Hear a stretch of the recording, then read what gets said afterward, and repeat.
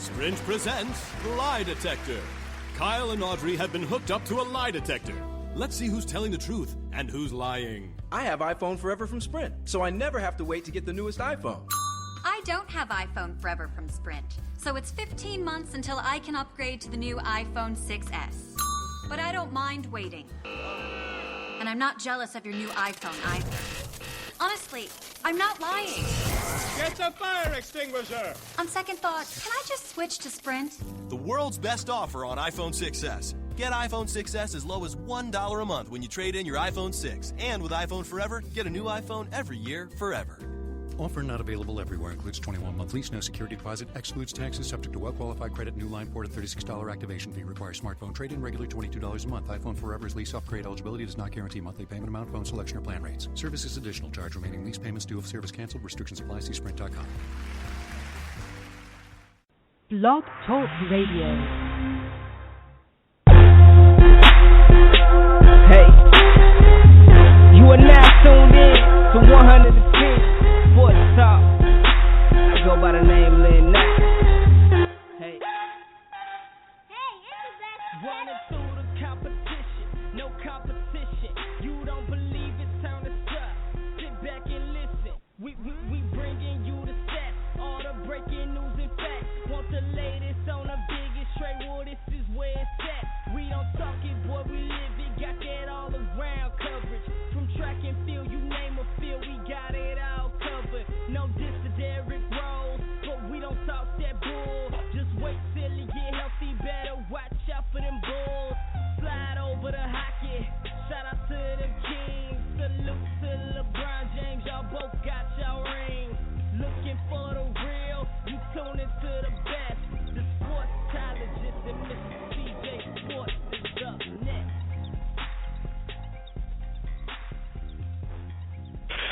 I want to welcome everybody to the 110 Nation Sports Show. I am your host, Mr. CJ Sports. You can follow me at CJ Sports 1. You can follow the 110 Nation at 110 Nation. Glad to be here on this Monday night. I tell you what, an interesting weekend. Top 25 teams in the college football doing their thing. Glad to have an opportunity to catch some of those games this weekend. Week 3 in the NFL. Week 2 in the chase. Hockey right around the corner. MLB teammates fighting amongst themselves. What is going on here? Third show of the day. If you didn't catch earlier, I had Monday morning quarterback at 11 o'clock. You can catch that replay over on Spreaker.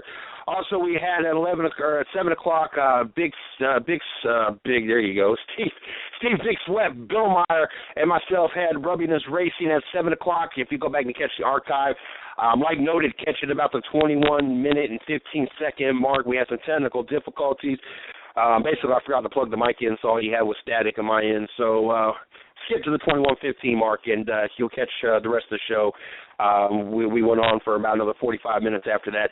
And, of course, we got tonight's show. We got Patrick Taylor from Lineblower joining us at 10 o'clock to talk NFL.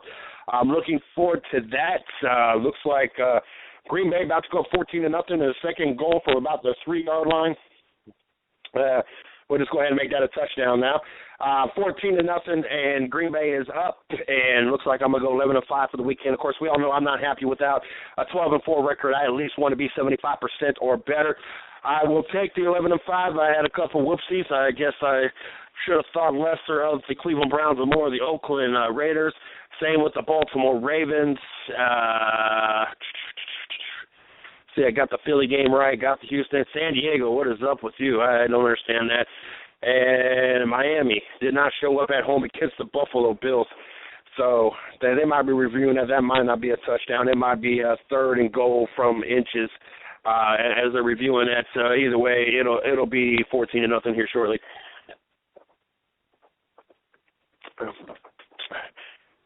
And it was not a return, so it is 14-0.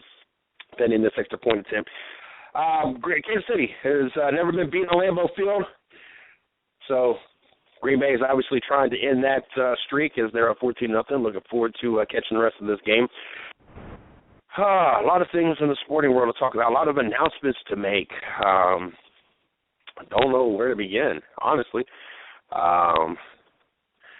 I guess we can go with We will be adding an NBA show to the 110 Nation Sports Radio Network lineup. I will be having a pure basketball show, about 1 hour long. Not sure if we're going to be bringing anybody on with me as of yet, but looking for the opportunity to do that. It'll probably be about 2 weeks out. It won't be next week, or this week anyway. Might be next week or the following week. We're still coming up with the name of the show, but this weekend I'm going out of town, so my schedule's all messed up. It doesn't interfere so far with the 110 Nation Sports Show this week. And as a matter of fact, it's not interfering with any shows, but I get to pull out Friday about noontime and head to the great state of Tennessee. It's kind of the annual meeting place for my mother, my mommy, and myself, and we're bringing along Shorty and my son. It takes about 6 hours or so, if I'm not mistaken, to get to Gatlinburg. My mother and myself and my son do it every year. Sometimes some of the brothers show up. Sometimes I've had my ex go with me once, and this is Shorty's first trip. Do the same thing every year, but we treat it like it's the first time we've ever done it. We love it, and so we do it every year. Last year was supposed to be 2 times, but that was when I was unemployed, so those plans did not fall through. Come back Monday, and we will not be having a show for the 110 Nation Sports Show Monday nights. We also will not be having, well, as a matter of fact, we won't be having any shows. We will not be having the Monday morning quarterback. We won't be having Rubbing is Racing or the 110 Nation Sports Show.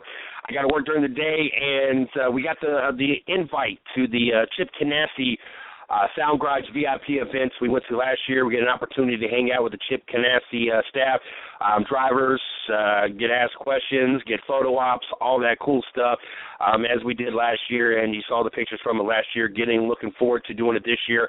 It looks like it's going to be Shorty, our NHL expert, Izzo, and myself going. We went ahead and took 3 tickets. We weren't sure who was going to all be able to go. We weren't sure if we was even going to be able to go, especially coming back from the weekend of going out of town. So looking forward to that. Looking for the opportunity to hang out with the Chip Canassi guys. Then, if things couldn't get any better, that following Saturday, I get the opportunity to do media for the Bank of America 500 at Charlotte Motor Speedway, the only night race in the Chase. So very excited about the opportunity. One, that Charlotte actually approved me. SMI owns Charlotte. They own Atlanta. They own Bristol. They own, I believe, Las Vegas, New Hampshire, Texas, and it seems like there's one other track that I'm missing, and Kentucky. But every year they've always declined me, Charlotte. They've given me Atlanta. They've given me Bristol. They've given me Kentucky.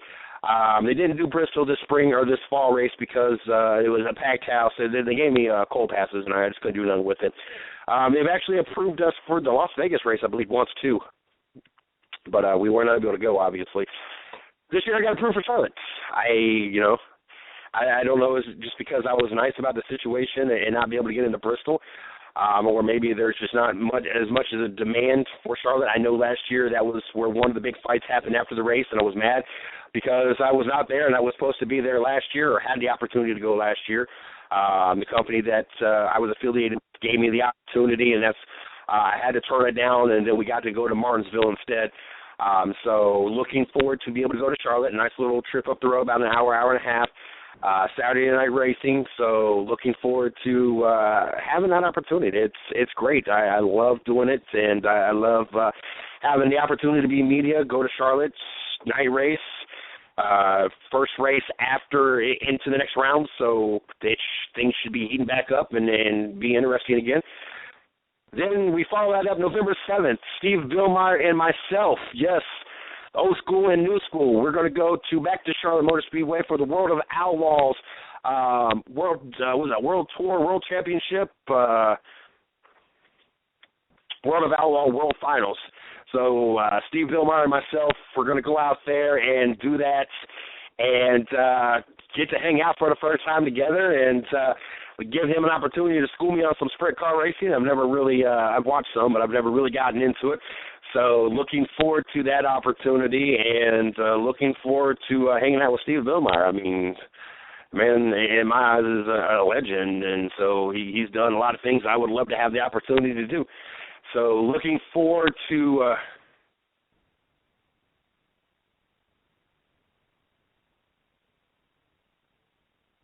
I'm just reading stupid stuff on Facebook. Speaking of stupid stuff, I got to put this out there. This is just because I'm from the great state of Ohio. Bank robbers arrested after posing with wads of cash on Facebook. Why is this Ohio couple going to go to Facebook and post? The guy posts like 3 different pictures with all this cash in his mouth. They are posing together outside of the state of Georgia. Salute. I don't know what road trip they took, but yeah, they were caught not even wearing a mask, and there they are on Facebook. He just got out of jail, serving 5 years for bank robbery. These guys are being clowned all over Facebook. Bonnie and Clyde of the 2015. How do you put your face all over Facebook with the money? How do you just give them your name and everything? Anyway, back to sports. I'm just amused by that, I guess, because they're from the Ohio area and from Ohio. But yes, Chip Ganassi racing event on Monday night, followed up with media at Charlotte Motor Speedway on Saturday night, followed up back at Charlotte for the World of Outlaws, the World of Outlaws finals, World Finals. It don't on November 7th. It don't get much better than that. Loving the 110 Nation right now. And speaking of which, I in all seriousness, I got to take an opportunity real quick, and I got to thank the staff. I got to thank Miss Lee, Steve Bildmeyer, Chris Yellow Caution Flag, Creighton, Izzo, Shorty, everybody that is part of the 110 Nation staff, friends, family, for sharing and getting the word out, and the listeners out there. We got on back on the air really in July. Not a lot of action in June. We got back. It was kind of hit and miss. We had the NBA Finals. We were just getting back in. As a matter of fact, we didn't even do that's August. I'm trying to pull this up because I have 2 different calendars I was running off because the old calendar didn't have. But, yeah, we didn't do but half the shows, 1, 2, 3, 4, 5, 6, 7, 8, 9, 10, 11, 12. Looks like 12 shows. Really wasn't back in full swing. We were only doing 1 night a week, kind of. NBA Finals was kind of dictating if we had, with the Cleveland Cavaliers being in it, and I knew I wasn't going to pay no attention. So July was really when we got back, and even if I did the numbers in June, it wouldn't really make a difference. As a matter of fact, I can go back to June and look at the numbers, but it'll make it even look that much better for us. But we've been really counting July as our return. And from July until this month, we've more than doubled our listenership. And I got to thank every last one of y'all for all the hard work, for all the sharing, everything you guys have done to make this possible. What's even more remarkable is we even have an opportunity because every month we've gone up, and we've gone up like 1.5 times. 1.5 times from July. Number-wise, we grew, we grew 50%, I guess is the number we would use, or 150%. But we grew 1.5 times from July to August. We're going to at least grow 1.5 times from August to September, which that's where we doubled up from July to September. But honestly, at the rate we're going, there's a good possibility we will even possibly double up just from August to September alone. And then if we use June as our number for the shows, the numbers would even look more dramatic. And as a matter of fact, I didn't realize we even had as many shows as we did in July, so we might count that as well. But we've been dramatically increasing, long story short, every single month. And what's even more impressive about this is before you had one platform to go to. Really all we had at first was just BTR. If you wanted to catch a show, that was the only way to catch a show was on BTR. And so the numbers were easy to track, and we had 100% accountability. Now we have shows on iTunes. We have our shows on SoundCloud. We have our shows on Stitcher. We have our shows on Spreaker. We have our shows on Blog Talk Radio, shows on YouTube. And we can't track the Stitcher's numbers. We can't track the iTunes numbers. So our numbers could even be even better than what they are. I don't know how we do on Stitcher, and I don't know how we do on iTunes. I'll get more of an idea once we finally reach top 100 shows in the sports category. That is the first goal over at Stitcher. Then we want to be the top 100 show period on the whole network. But if we can finally reach into the top 100. That'll give me an idea of what our how popular we are over in the Stitcher world. But I got to make sure I thank you guys, because now we're on many platforms. Some of them I can't even account for, so some of the listens are unaccounted for. And yet you guys are finding us, and we're growing in very rapid form, and I got to thank you guys. Got to thank Snafu Seasoning. You can check them out at snafuseasoning.com. That's SNAFU Seasoning. That is a meat rub. I heard it's good in just about everything. Make sure you check them out. It's like $6.99 or $7.99 a bottle. You got to order it over at snafuseasoning.com.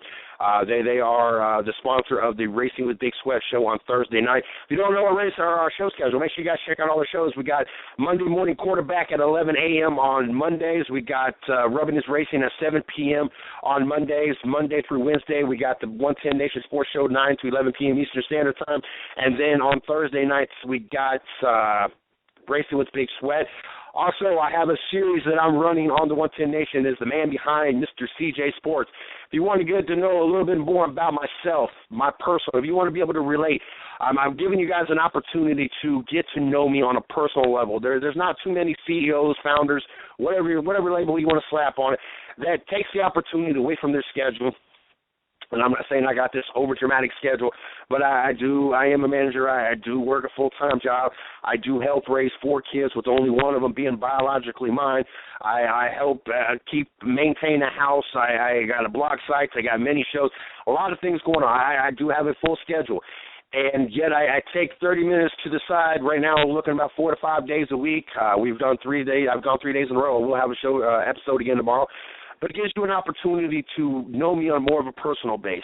Get to know the man behind Mr. CJ Sports, where CJ Sports or Mr. CJ Sports even came about, what I was even clueless about when I got into this, some of the dirty laundry. That was yesterday's episode. I went ahead and called out 3 former, 1 partner and 2 former affiliates, and it was almost like a Jerry Springer edition there.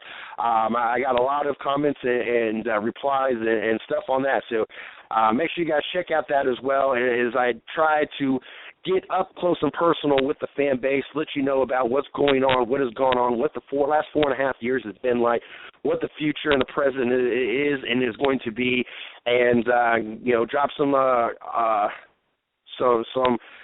breaking stuff when it comes to me on those episodes. So just like you caught that show, you already know of the other up-and-coming show. We got the NBA show coming on. We're also working out a deal with Tommy Danger for More Than Just Me to bring him on the network.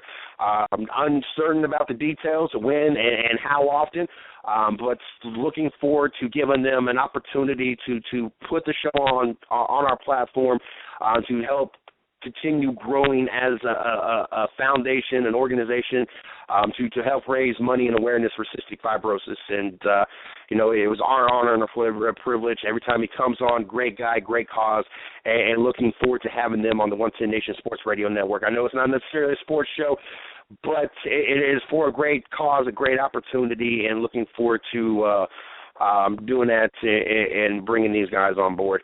Wow. Week 2 in NASCAR, the chase. Interesting. Before we jump into that, I want to talk about the Xfinity Series races. They ran, the Xfinity guys ran out at the Kentucky Speedway, as well as the ARCA Series. It got rained out. The qualifying, the race got rained out. The ARCA Series, they ended up running that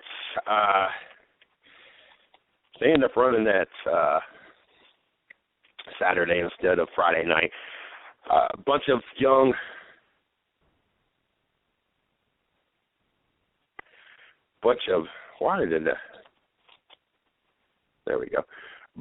very young, talented drivers. Of course, we've had a lot of the ARCA Series drivers on, and so I know I saw in the group question who you're pulling for, and Miss Lee, my thoughts were exactly, it was hard. We've had Grant Enfinger. We've had Josh Williams. We've had Austin Wayne Self. We've had David Levine.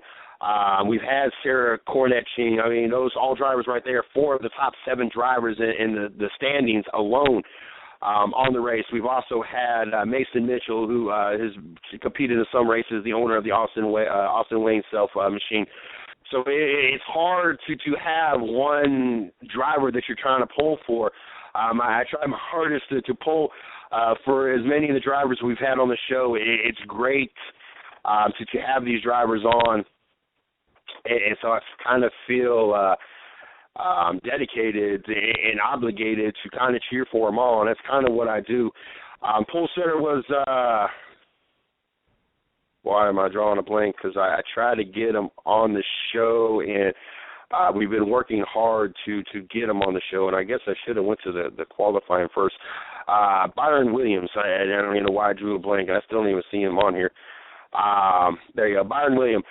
We tried to get him on the show. He qualified on the pole. Didn't quite have the greatest of finish there. But we're looking forward to hopefully getting him eventually on the show. But we've had a lot of these drivers, a lot of great drivers on the show. Josh White, we had him back, 2014, maybe 2013. They're like I said, it's rough. Had a great race. I'm loving having the opportunity to watch these guys compete and catch as much as video footage I've been able to find. I don't know if they aired the show live. I tried to find it, but I don't think I was off of work in time to catch the actual race itself. But congratulations to Wayne Peterson of Wayne Peterson Racing. Did a great job. Was able to win in the zero car. Wow, that's not even correct. That was the entry list. Let's get the race results. Say, that didn't sound right. I thought Ryan Reed, and I was like, well, maybe. But Ryan Reed, congratulations to him as he tried to win multiple races this weekend. Obviously, was unable to, but got the first place finish at for the ARCA Series race.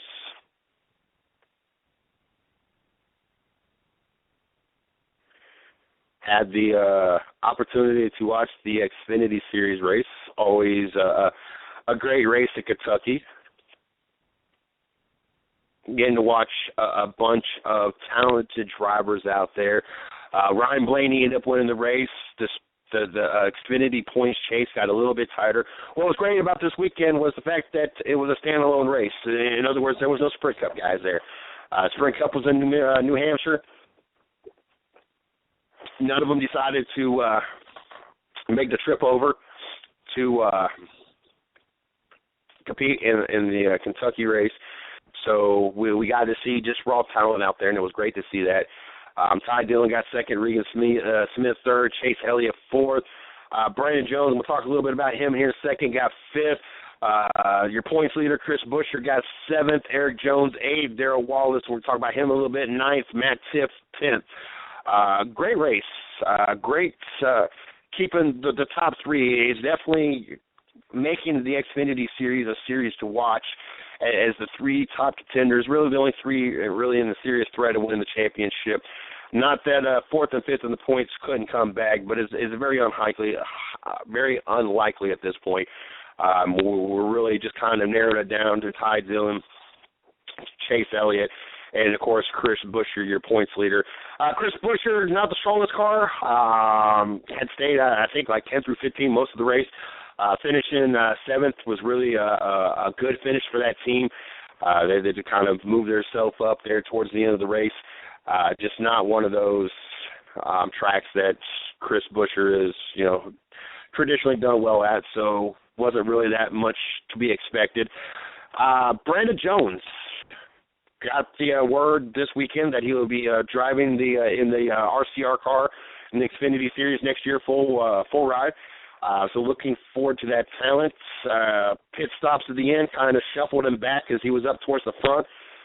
Towards the end of the race, I can't remember if it was they took longer because they took on more tires, or what the exact issue was, or if it was the pitting during caution kind of situation. but got pushed back. I think it was off pit strategy. I think they just got off cycle. Made a late run. I think they restarted one time at 18th and made a lot of ground up, moving to like top 10 and 9th or something, and then they restarted again, and he got himself up to 5th. Very excited about what we're going to see out of the young Brandon Jones for the 2016 season.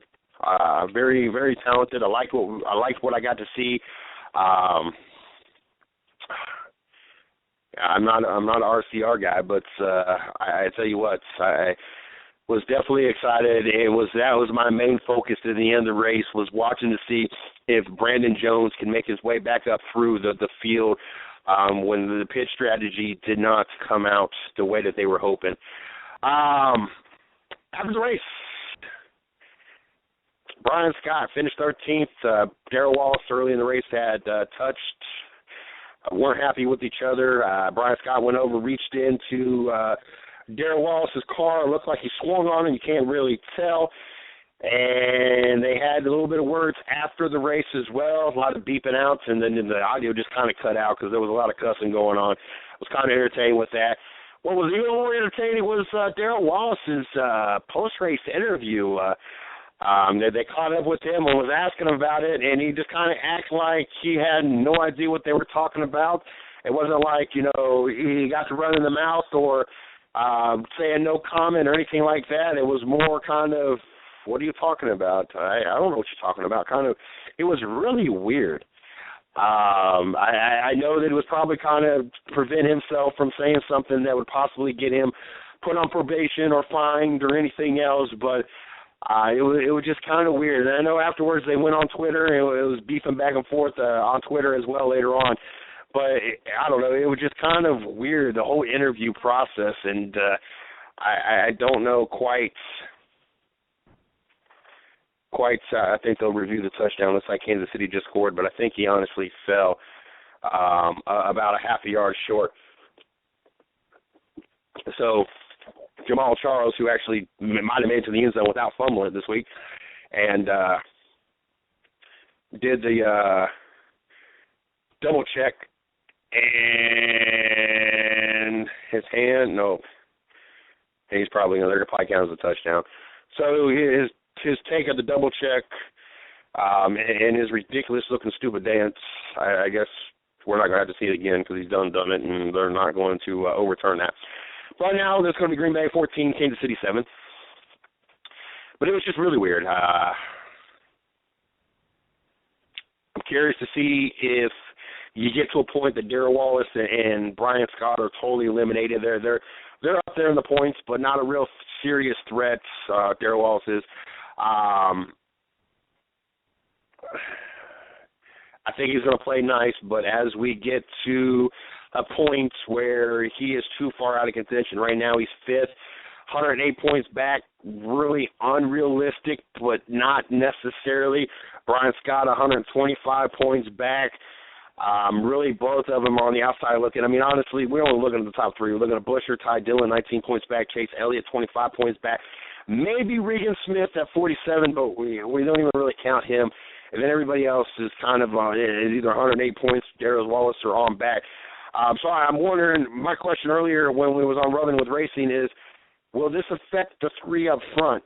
Will Darrell Wallace and Brian Scott's beef that probably will result in a retaliation at some point, will that have a possibility of playing on the outcome of not the chase, but the Xfinity Series Championship? Will they get wrapped up in their mess? That is what I'm going to be looking for.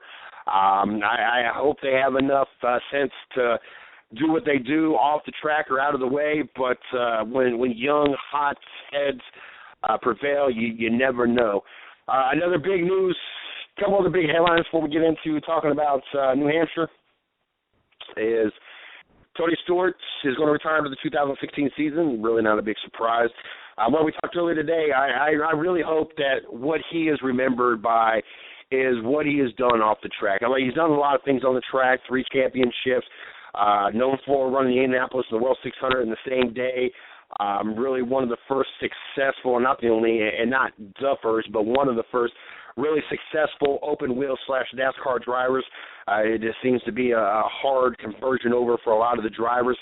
A lot of things that he has done, but I'm hoping that because of the negative dark spot on his racing career, and that is the unfortunate death of Kevin Ward, that was not his fault, but is still kind of hovering over his race career.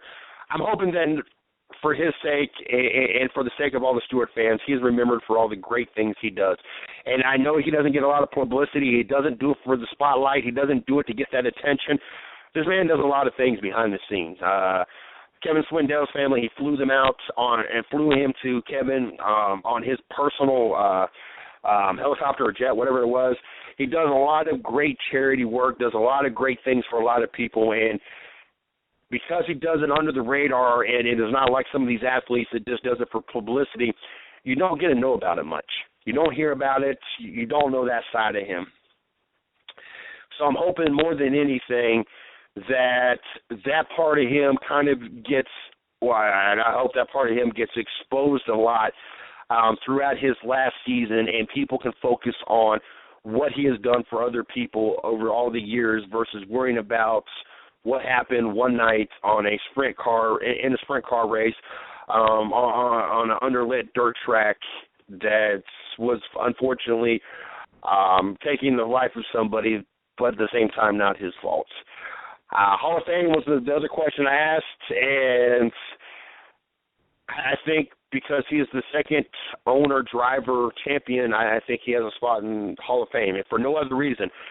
3 championships, I think, validates it. I think what he has done to help the sport evolve solidifies him being a Hall of Famer, but for no other reason. After Alan Kulwicki in 1992 being the first owner, driver, champion, we have not seen one until he did it a few years ago, and so I think honestly he will be inducted into the NASCAR Hall of Fame for that reason, if no other reason. So great career, Tony Stewart, and farewell tour. The other headline: Martin Truex and the 78 Furniture Row team switching to Toyota. I know that's something that's been talked about a lot this season. Finally has been officially announced. They will align with Joe Gibbs Racing, which I thought was interesting. As Martin Truex had talked about in one of his interviews, that when he was with NWR, did not share information. And, you got Joe Gibbs on an interview talking about, that's one of the things they fell behind the ball, and that's why the other teams are doing as good as they had been doing, is they've been sharing information. He's still saying that they're not going to share all information. So we'll see how that alliance works and see if that ends up biting Furniture Row in the butt, whether or not they were just better off staying with Chevy and their alliance with RCR. Seemed to be a very successful year so far this year. I don't understand why you possibly fix something that isn't broken. Obviously, money talks, and I'm sure that the switch over might have been well worth it to the race team from Toyota. We'll see. But who knows? But that change off will be over. That change will happen. The big headline is the race this weekend. Kyle Busch, tire issue caused him to hit the wall. Finished 37th. Kevin Harvick runs out of gas with about 3 laps left. Finds himself finishing 21st. So not quite the weekend that either one of these drivers were hoping for. As we thought Harvick would be locking himself into the chase this weekend, and obviously up front. And 3 laps to go, that was a good possibility. Big gamble. They say not. They say that they must have not got all the gas from the tank from the fuel can into the tank, or something must have malfunctioned, because according to their stats, which is 99.9% accurate, they should have had plenty of gas. So it's got to play in the back of their mind, especially Dover, if it comes down to pitch strategy or gas, based on gas, whether or not you got the materials and the machines to stretch out that fuel mileage if need be. Kyle Busch, with his wreck, like I said, finished 37th. He is 13th in points. 2 points out of the 12th spot, 1 point out of the 12th spot, 2 points out of the 11th spots, and 12 points out of the 10th spot with Jeff Gordon. And they just fumbled the ball right outside the red zone. Looks like Kansas City will be getting the ball back from Green Bay. Can race his way in. Kyle Busch can race his way in with the very good possibility. And it's very realistic. Kyle Busch, like I said, is 1 point from 12th spot, and that's Dale Jr. There's nothing to say Dale Jr. doesn't have just a 10th or 15th kind of day, while Kyle Busch, top 10, top 5 kind of finish. Also in the 11th spot is Jamie Mack. There's no reason to believe that Kyle Busch couldn't finish 2 spots better than him, as Jamie Mack's only got 7 top 10s, and Kyle Busch has got 10 top 10s and 6 top 5s compared to Jamie Mack's 2 with 4 wins. Consistency is what got Jamie Mack in the chase. So there's no reason to believe that. And hell, there's not even a reason to believe that he can't get 10 spots or 12 spots on Jeff Gordon. Jeff, I should have retired 5 years ago, Gordon. So I firmly believe that there's a good possibility Kyle Busch could get in. With both of these drivers sitting out outside the top 12, when obviously we get them in, there is a possibility both of them could still find their way in. Now, Kevin Harvick, the probability of him racing himself in is slim to none, as he is 22 points behind. 22 points behind Paul Menard alone, but to the 12th spot, he's 23 points behind. It would take a miracle for Kevin Harvick to get in on points. Basically, he has to win. So, with that being said, Kyle Busch does not have to win. Kevin Harvick can. To see Kevin Harvick finish first and Kyle Busch to the top 5 could get both of them in. And very, very probable. The way they've raced this year, Kevin Harvick, 22 top 10s, 18 top 5s, 2 wins. And like I said, Kyle Busch in 11 less races, or 11 less races has got the 10 top 10s, 6 top 5, and 4 wins. So very, very likely. And it was overturned. Green Bay did get to keep the ball. They just scored a touchdown, but it was voided out with the penalty. So it will be, I think, third and it looks like about 10 in the red zone. So very likely that very likely Kyle Busch can make the leap into the chase. It is very possible that very likely Kyle Busch can make it in the chase by racing the way in. Very possible both of them can make it. Kevin Harvick winning the race, Kyle Busch racing his way in. But more than likely, we're going to see Kyle Busch in. We're going to see Kevin Harvick out. But what happens if both these guys don't make the round? How does this change the chase? And I'm working on an article. I'm just about done with the article. As a matter of fact, I'll be done with it tonight. Speaking of that, I mean, last year NASCAR kind of set this bar on what for us to expect, what they allowed to happen in the chase last year, the excitement that was built around it. And we talked a little bit last week when it was Jimmy Johnson and Kevin Harvick, the ones that were beefing after the race. And I nobody want to see Kevin Harvick smack around Jimmy Johnson. I like Jimmy Johnson, but Jimmy Johnson's not the fighting type. Jimmy Johnson is very passive. I can see Jimmy Johnson be the type that somebody takes business to his wife and he just stand there and take it because he's not going to be aggressive about it. That's just the way I see him. Great race car driver, 6-time champion, have a lot of respect for him, but just not the exciting type, not the short-tempered. He's not the Kevin Harvicks, the Kyle Busch, the Joey Logano, Brad Keselowskis of NASCAR. So that's not the beef you wanted to happen to draw attention to this year's chase. What happens if we make it through this first round of 16, the Challenger round, and neither one of them advance? I mean, you lose 2 of what I view as 5 drivers that you want to go as far as possible, because that is your best possibility of having post-race activity and drama and excitement. The Green Bay Packers just kicked the field goal 17-7 with 6:15 left in the second for your update. And that's Matt Kenseth. Joey Logano, Brad Keselowski are the other three outside of Kevin Harvick and Kyle Busch. And what really sucks about it is Joey Logano and Brad Keselowski are on the same team. So those two are not going to fight each other. So you kind of got Matt Kenseth and you got those other two. About the only three you're really going to fight, and two of them on the same team. So you might have two race car drivers fight or alternate. Joey Logano might beef with Matt Kenseth one week and Keselowski might beef with him another week. But it's not like we're going to see the possibility of it being three different incidences or anything. So that part of the chase now that bar is getting lower. Now we're being set up for not quite the same excitement. You got Denny Hamlin and Carl Edwards second and third in the points, and both from Joe Gibbs Racing. I have no issues with Denny Hamlin, but he gets a temper sometimes, but he's hurt. How far is he going to push it? How much is he willing to risk his injury and his ACL over post-race activities or getting a little too aggressive? He's still kind of on the conservative side. Cousin Carl, driving like Uncle Carl out there, not an aggressive driver, a conservative driver. I like Carl Edwards. I've liked him for many years. I don't have a problem with him winning races. But if he roughs somebody up on accident or on purpose and somebody gets in his face, all I see him doing is smiling. I need what we had last year. Jimmy Johnson and come on.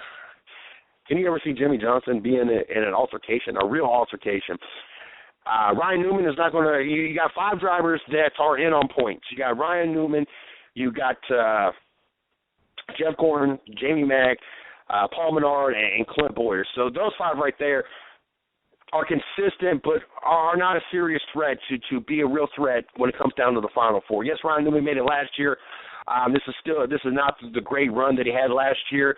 Only 14 top 10s, 5 top 5s. So we're not expecting him to go that deep this year. And so you got five drivers that nobody really cares about. Yeah, each of these drivers have their own fan base, but nobody is taking Ryan Newman or Jeff Gordon, Jamie Mack, Paul Menard, or Clint Bowyer serious, especially Clint Bowyer. Now with the whole change in teams, the NWR being what it is, that's kind of the focus point, and they're just trying to wrap up the year. Especially Jeff Gordon has not really been in that strong of a product all year, 14 top 10s, only 3 top 5s. Farewell Tour has kind of been the center of the attention. Pretty much summed it all up when he said 92 wins speaks for itself. In other words, he could care less if he wins any more races. He could care less if he wins a championship. He's happy with his stats. He feels that he has done proven himself. There's really nothing else to be proven. You got Paul Menard. It is what it is. We done talked about Kyle Busch. Dale Earnhardt, does anybody expect Junior to honestly win a championship? Decent year, 17 top 10s, 12 top 5s, 2 wins. But Hendrick, first of all, as a team organization, has not really been that strong for a while. And none of the drivers, you couldn't get Casey Kane in. And none of the rest of the drivers have really put up stout performances in a while now.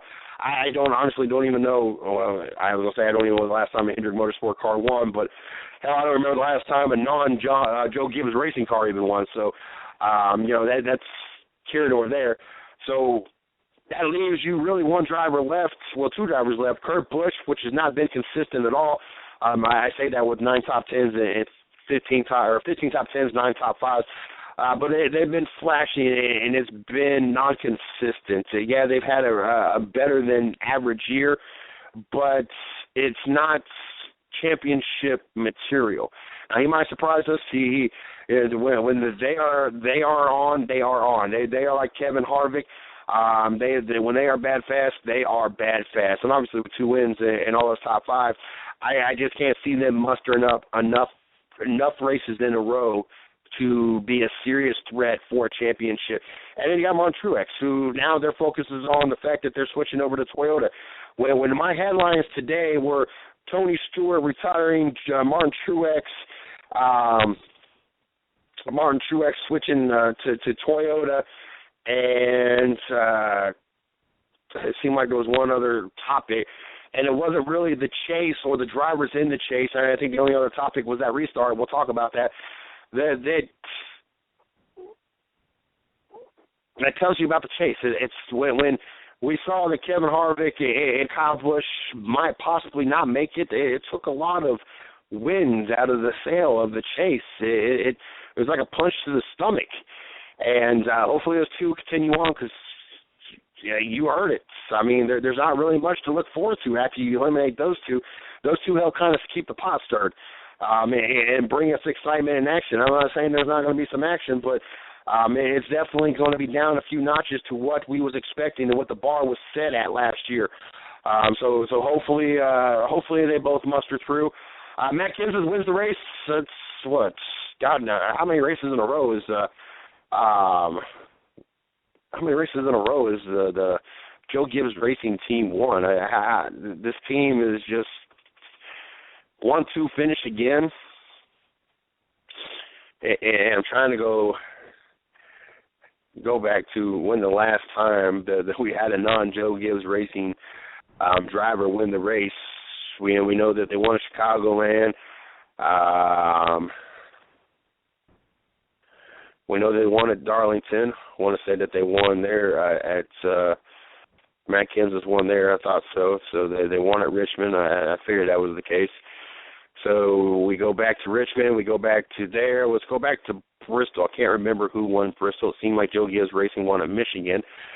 So Joey Logano won. So we go all the way back to Bristol, August 22nd. So over a month since the last time we had a non-Joe Gibbs Racing driver win a race. And if we keep going back, if I'm not mistaken, that's Kyle or Watkins. I'm sorry, I didn't mean to say. I clicked on Watkins win.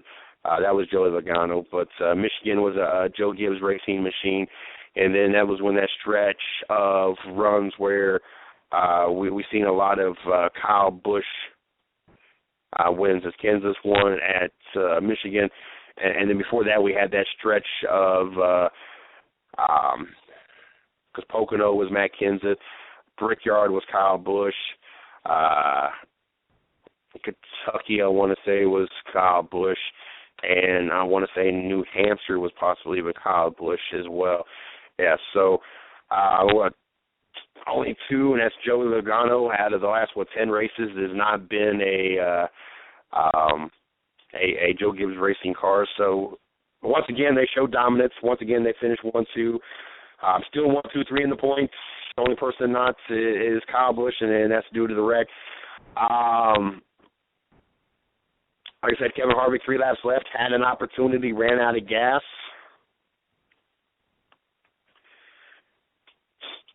All in all, I mean, it was a good race. Kenseth first, Hamlin second, Logano third, Greg Biffle fourth, Edwards fifth, Johnson sixth, Gordon seventh, Truex seventh, Casey Kane ninth, and Ryan Newman 10th. Race kind of got overshadowed with a restart that got Brad Keselowski black flagged. Did a great job of coming back. He had to do a drive-through, finished 12th. Very impressive with that. Stirred up a controversy. As week one, we watched Gordon get the jump on Kyle Busch, and of course, Gordon being Gordon. NASCAR was not going to do anything about it, and Brad Keselowski said it best this week that NASCAR's entertainment, not a fair sport, and that kind of proved it last week. And I had the opportunity to watch NASCAR America, and they pointed out some interesting things, and I want to share these things before we talk a little bit of college football before we get Patrick Taylor on here. And the few things they pointed out was, one, fans getting mad about NASCAR and them making these judgments and deciding, and also the race car drivers, the Sprint Cup drivers themselves being mad. You put NASCAR in this position. You guys openly admitted that you guys could not police yourself, you guys could not restart without cheating, and that you wanted NASCAR to be the judge, jury, and execution when it comes to restart. And then they implicated this box, kind of the best system to be able to do this, and went with it. You didn't like it, you should have learned how to restart like the sport intended. Now, with that being said, NASCAR also needs to be consistent with it. In other words, just because it's Jeff Gordon does not mean you let it go. And just because it is Brad Keselowski, now you throw out the black flag. You got to be consistent about it. You put NASCAR in this position. They're not in the car, so they don't know what happens if someone's really jumping it, someone's really trying to slow it up, if it's just really a missed gear or a spun tire, whatever the case may be. They're not in the car, so they don't know what's going on. And you put them in this position, so you can't be mad about it. But like I said, at the same time, NASCAR's got to be consistent. Going to the first line, Jeff Gordon was 5 miles an hour faster than Kyle Busch last week. In other words, before they even got to that restart box, Gordon had already taken off. By the time they got out of that box, there was only a 2 mile an hour difference. So in other words, this is what happened, and this is why Kyle Busch was pissed off, and this is why a lot of fans are pissed off about the inconsistency outside the Gordon fans, because they don't want to see the holier-than-thou, I should have retired 5 years ago, Gordon, get penalized or have to do a drive-through, especially in his last season, and be eliminated in the chase in the first round, which should happen anyway. But what basically happened is he got to jump before the box.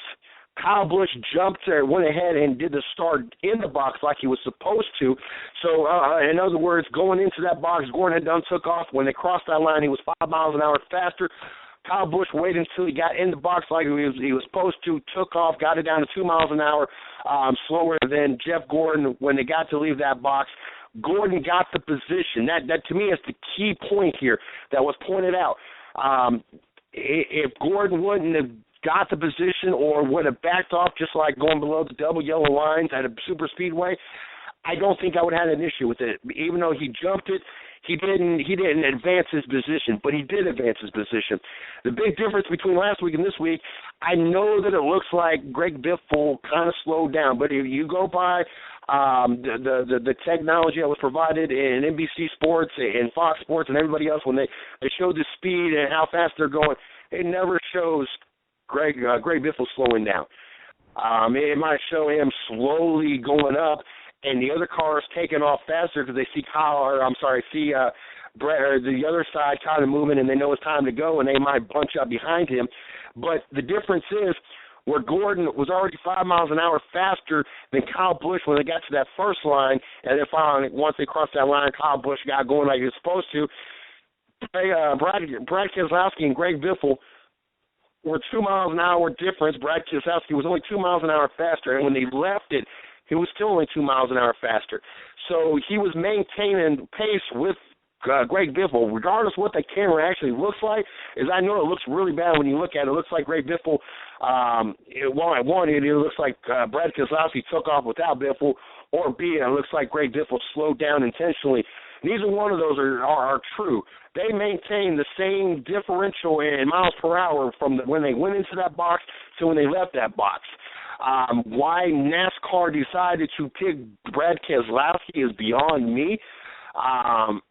If you did penalize Gordon in the first race, who obviously, without a doubt, jumped the gun before they got into the box, not only before the driver, because they technically have until that second line as they're leaving the box before Gordon can go ahead and punch it, regardless of what the other guy does.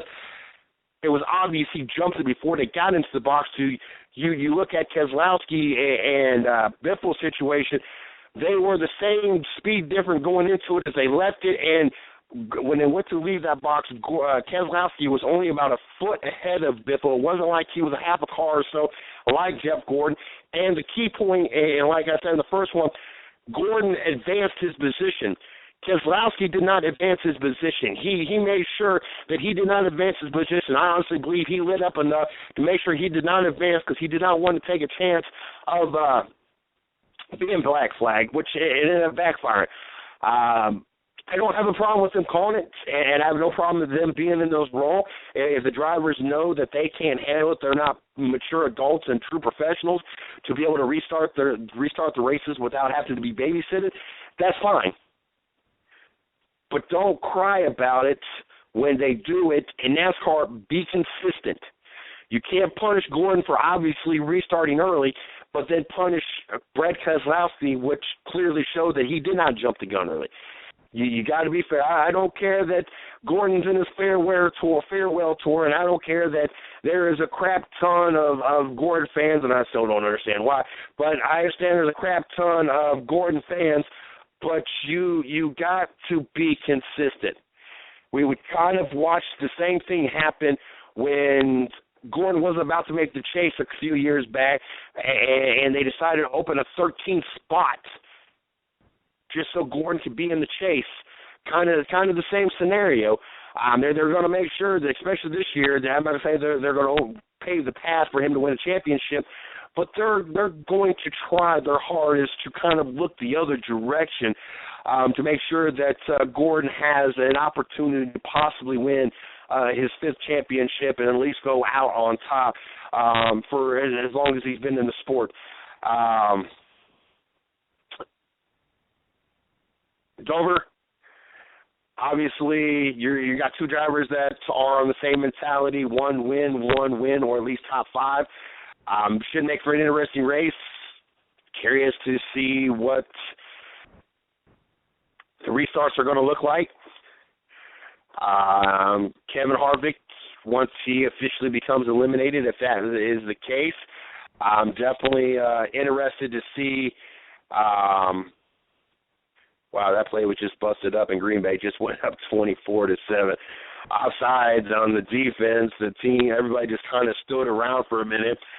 Aaron Rodgers takes advantage with 56 seconds left in the half, taking advantage of a free play and hit a wide open receiver in the end zone. That was just pathetic. Kansas City is just looking horrible. But how will Harvick race Jimmy Johnson if he win and if he becomes eliminated out of the chase? That's something I want to watch. Top 25. Stanford all over Oregon State, 42-24. Central Michigan State goes undefeated and stays in the number 2 spot, 30-10 over Central Michigan. Georgia Tech loses at Duke. Just a prime example why Georgia Tech was highly overrated. They lost 34-20. Love watching a subpar ACC team and a subpar ACC team. It is always interesting. LSU, 8th-ranked LSU, 34-24 over Syracuse. Not as impressive as a victory as we've been used to.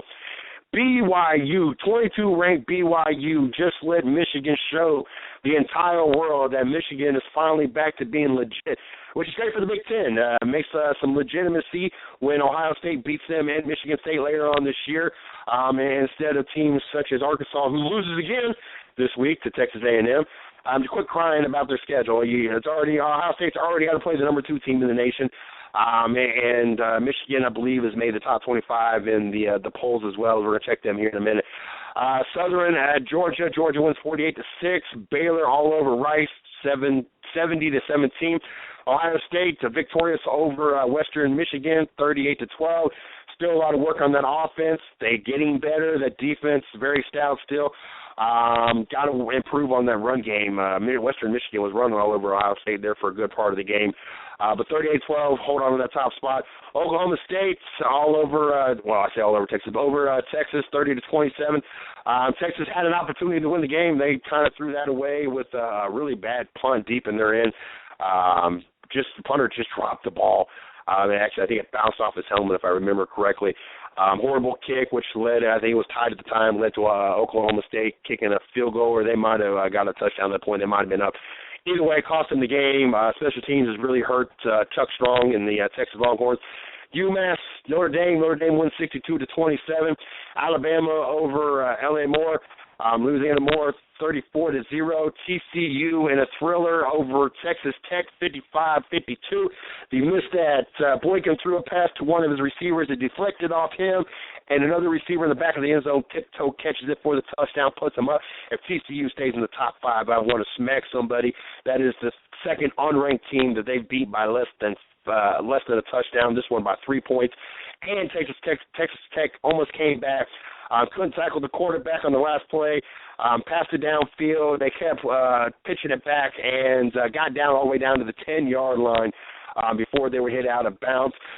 Mississippi over Vanderbilt, 27-16. Not a really strong, impressive outing for Ole Miss. Texas A&M, like I said, over Arkansas. Maybe Arkansas's coach can finally shut his mouth.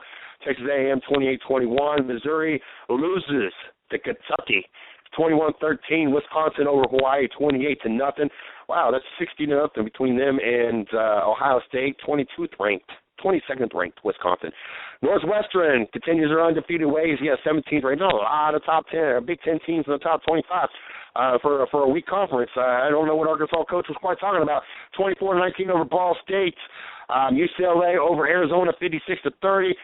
Utah put the holy smack down. I think it was the most points scored, I think, the first time in a crap ton of years someone's gone into Oregon and beat Oregon, but 62-20.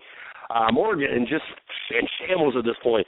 USC over Arizona State, 42-14. Looks like TCU, I want to smack somebody. I don't know how they're still in the top 5. They've lost the tied for third scenario. They are in fourth now.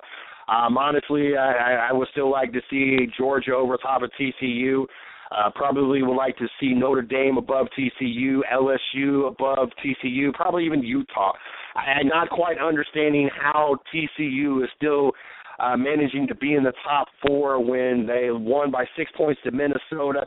Their second game was really not that impressive, and then you win by 3 points at Texas Tech in the final seconds of the game and still almost lost, almost let them come down the field and score on you.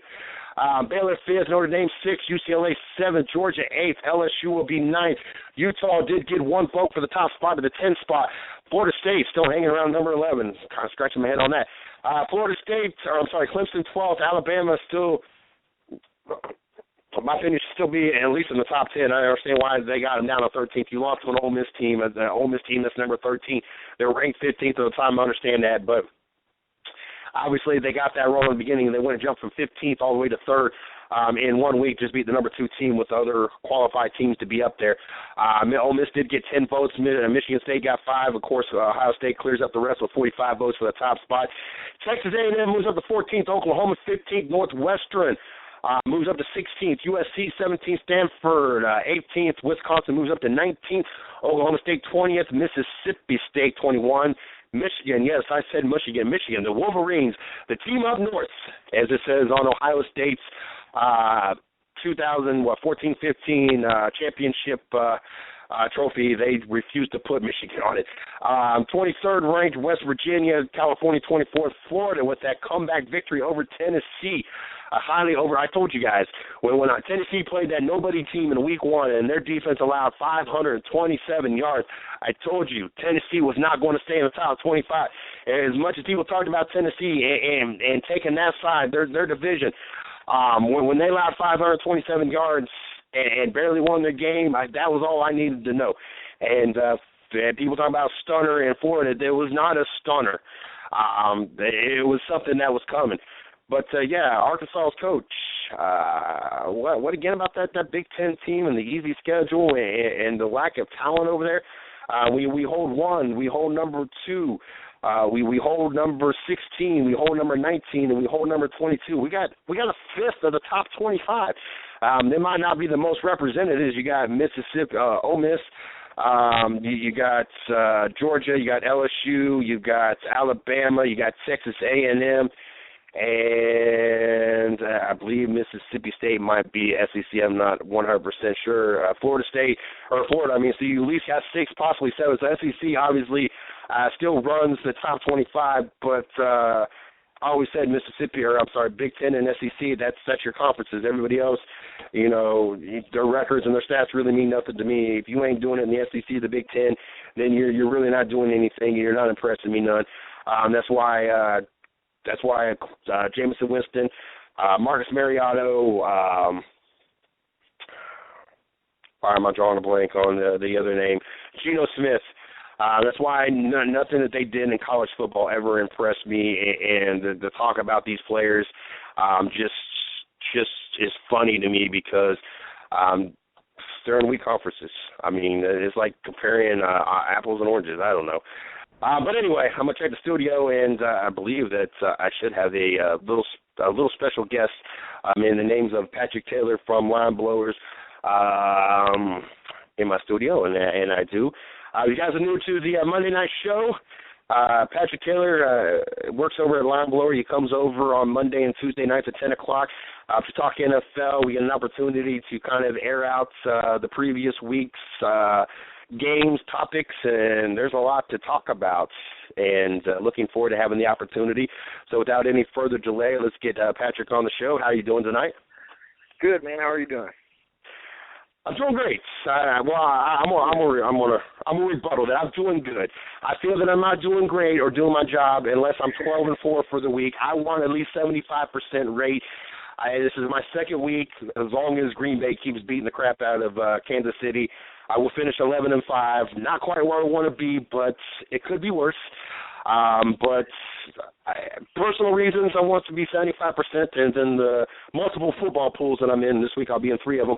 I'd like to win some money as well. So definitely want to improve that, and hopefully this week we'll set that up for a better opportunity. But one, how was your weekend? And two, go ahead and do the norm, as in plugging in line blowers and how they can follow you, like you, check you guys out, and everything else. Sure, yeah, lineblower.com. Great insight for a sports perspective. We predict games, predict outcomes. We do daily fantasy.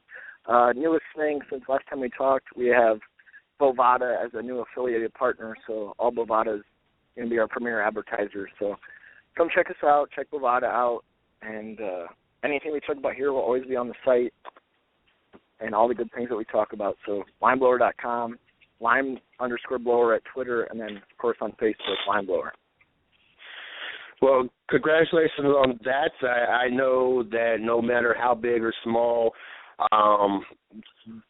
their contributions are, everything is, every little bit helps. I've had, sponsors and advertisers come on that was pennies and dimes every month, and then there was some that, was, dollars and good amounts, but all of it at the end of the day adds up and helps reduce the overhead. So it's, regardless of what the situation is, it's always great.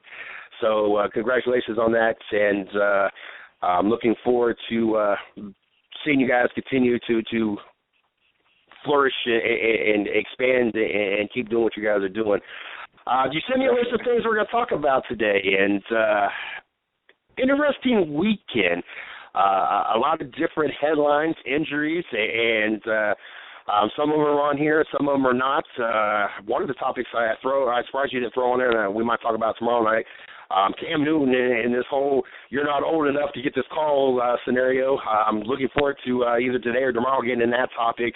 I know you was wondering if there's anything else, and that's kind of why I said if we run through this whole list, I'm sure there's 1,000 more topics out there that we can venture around. But the first thing on your list is Jared Allen traded to the Panthers. I did an article on our site, the110nation.com, or the 110nationsports.com. Thought it was an interesting move. I think the part that surprised me the most is this guy, 2011, if I remember the year correctly, had 22 sacks, one of the most feared defensive ends in the pass rushers in the league. And essentially he got traded for really nothing, a fifth or sixth round pick. I can't remember now off the top of my head. Chicago sucks up the $11.5 million bonus for being on the roster for 3 games, and really the only thing that the Panthers got to pay out is $600,000 or something dollars, or $800,000, and that's all they're entitled to pay for the 2015 season. I thought this was interesting. It wasn't the only move by Chicago. Is their second round pick from 2013 or 2014 also got traded today as well. One, what did you think about? Yeah, one, what did you think about the trade? And two, what is Chicago trying to do at this point? Well, with the trade with Jared Allen heading to the Panthers, it's a win-win for everybody, including Allen, the Bears, and the Panthers. The big thing with Allen, he signed a deal when the Bears were in a 4-3 scheme. John Fox takes over. He has to transition from, a hand-down defensive end into basically an outside linebacker. So he wasn't comfortable through camp. He's a guy that's averaged 14.5 sacks over the previous 7 seasons, with the Chiefs, with the Vikings. He's a borderline Hall of Fame player. So the Bears, who in my opinion are the worst team in all of football right now, are dumping players. They're looking to rebuild from the mistake they made in hiring Trestman and the regime that was there before. Carolina needs edge help. For one, they lost Greg Hardy, who obviously didn't play last year, but they also suffered Charles Johnson, who went down with an injury. So really, Carolina wants to contend now. Jared Allen wants to contend for a winner. And from everything that I heard, Allen actually sent, it was Allen's idea to be traded. He sent a list of 4-3 scheme teams that were in the market for a defensive end that were looking for immediate help that would fit his play set, and Carolina's where he ended up. So for Carolina, it adds a veteran presence to the locker room. The Bears at least get a pick, like you said, 5th. It's conditional based, so 5th or 6th round, depending on what happens with him. But Carolina gets the help on the edge. Allen gets what he wants. He gets out of Chicago. Chicago will eat the salary cap and at least get a draft pick in return. So kind of a weird deal. They drop Bostic, later on, who when he was drafted, he was supposed to be the kind of heir apparent to Brian Urlacher. And Chicago went through regime change. They were going offensive based. Now looks like they're trying to kind of get back to that old Chicago Bears identity, but it's going to be a while for them to kind of recover. Mm-hmm. I just thought it was kind of weird, and like I said, it was a win-win situation. And you pointed out why it was a win for Carolina, and with them being 3-0, obviously that they need more of a presence. And both the injury, losing Greg Hardy, but the injury as well, and for Jared Allen, obviously the win situation. Now you're on a contending team. You went from one of the worst teams in the NFL. I may argue with you on the worst team. I'm still sold on Tampa Bay being the worst team. I don't care what the records say. To me, they're just horrible. But the only reason they got a win is because New Orleans. I don't even know what to say about the Saints right now. I'm kind of confused on that. And then, of course, obviously the Bears want to work on the future, free up some money, get some draft picks. It just seemed like a very costly ordeal. You didn't really get much out of it other than a 6th-round pick, and you paid him $11.5 million to play 3 games. It seemed to be a costly trade to the Bears, but moving forward, I understand why they did it. It just seemed to be very costly. And speaking of the New Orleans Saints and not understand it, I forget what year. I want to say 2002, but it's been a long time or whatever the case may be. But that was the first time that both McCowns played on the same day. I forget how long. And then we quickly realized why they have not played on the same day in so long. Both of them had an opportunity to bring both their teams back, and both of them throw an interception to cause their team the opportunity to win the game. I say that both of them had a decent day. Both of them completion percentage were pretty good. I think both of them just had that one turnover. Both of them, I think, had 300 yards or something.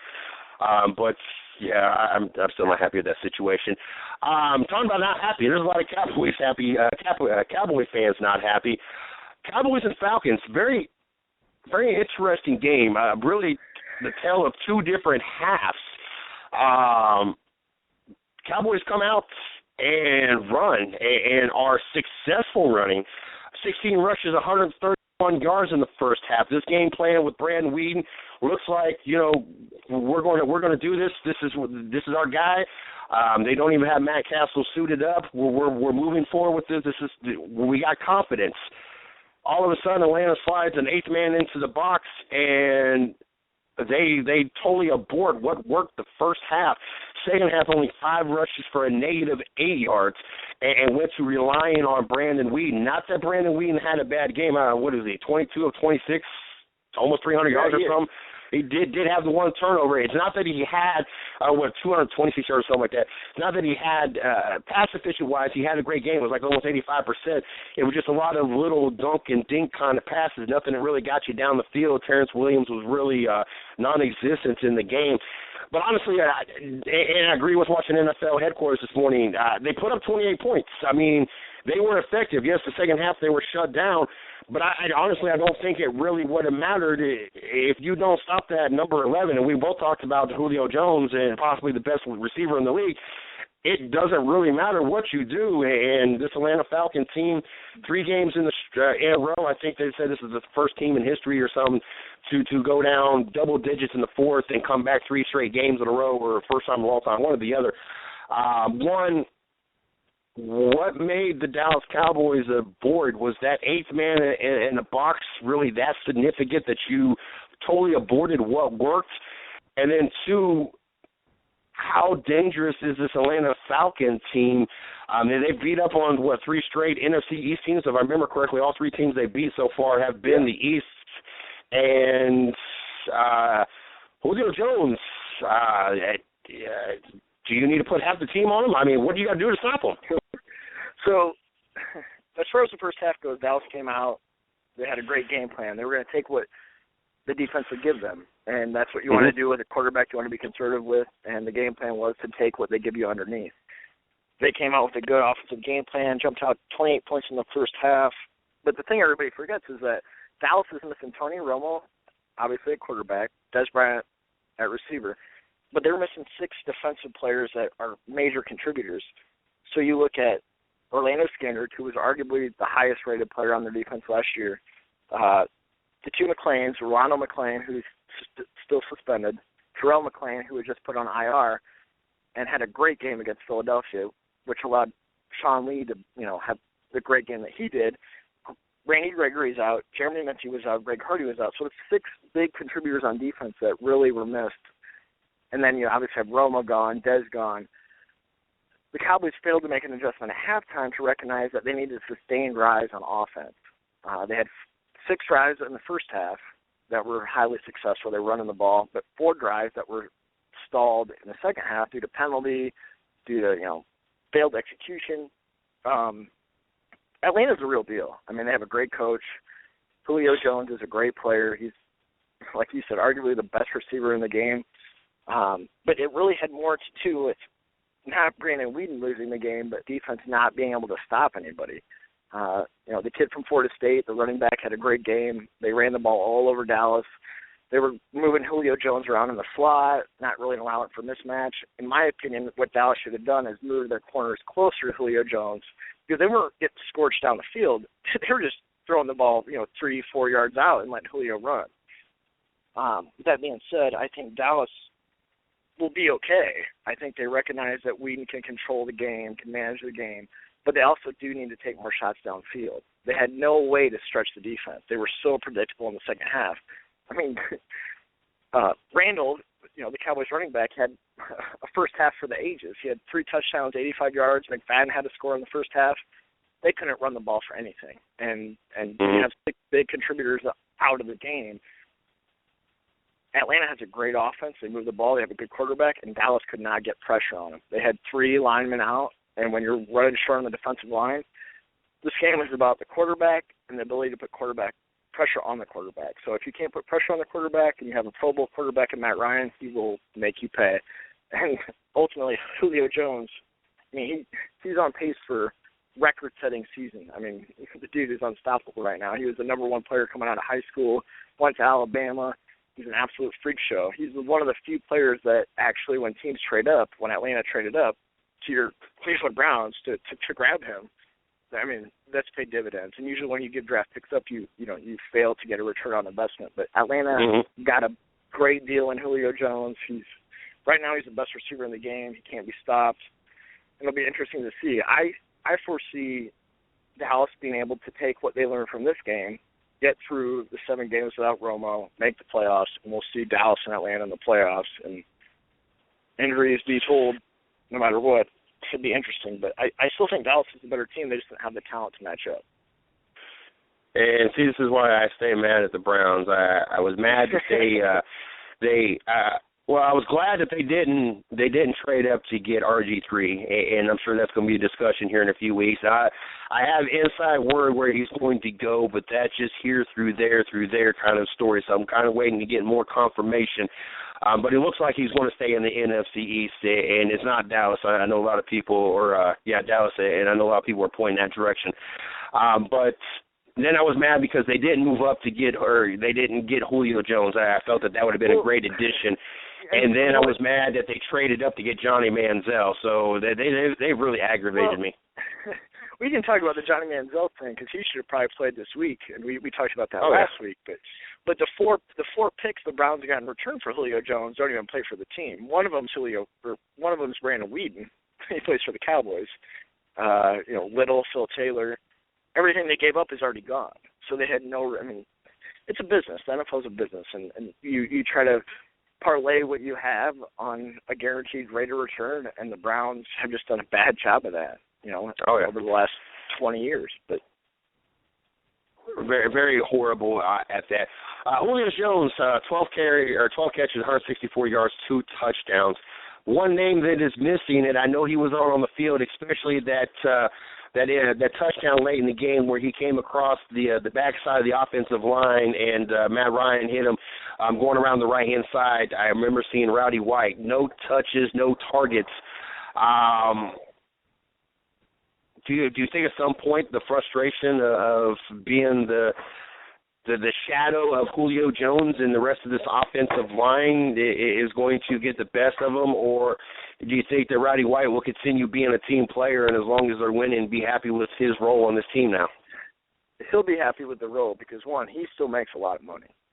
I mean, Roddy came from a small school. UAB had a lot of shine there early on when he was with, the Falcons, and then they brought Julio Jones in. And really, I think Roddy White takes pride in the fact that he's kind of helped mentor Julio Jones. And eventually, as the season goes on, his teams have to double Julio because the Cowboys did not do that. They played underneath. They played over the top. They did not double him. They would not jam him. They would not commit to him.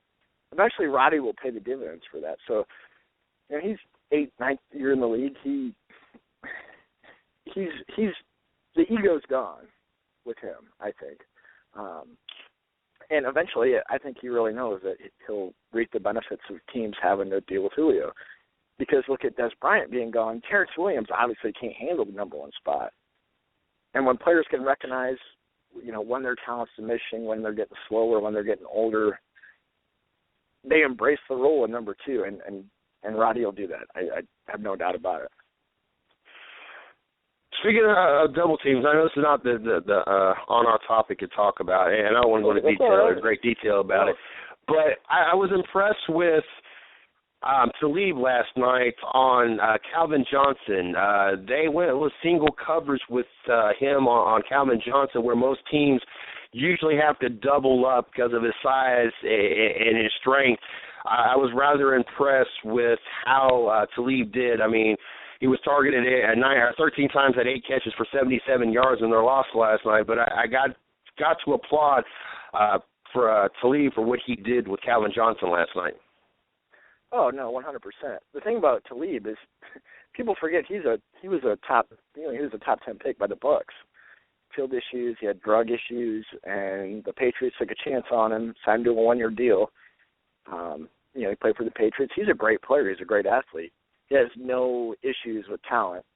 Calvin Johnson, on the other hand, his talent's diminishing. He's kind of losing some speed. He's had injuries.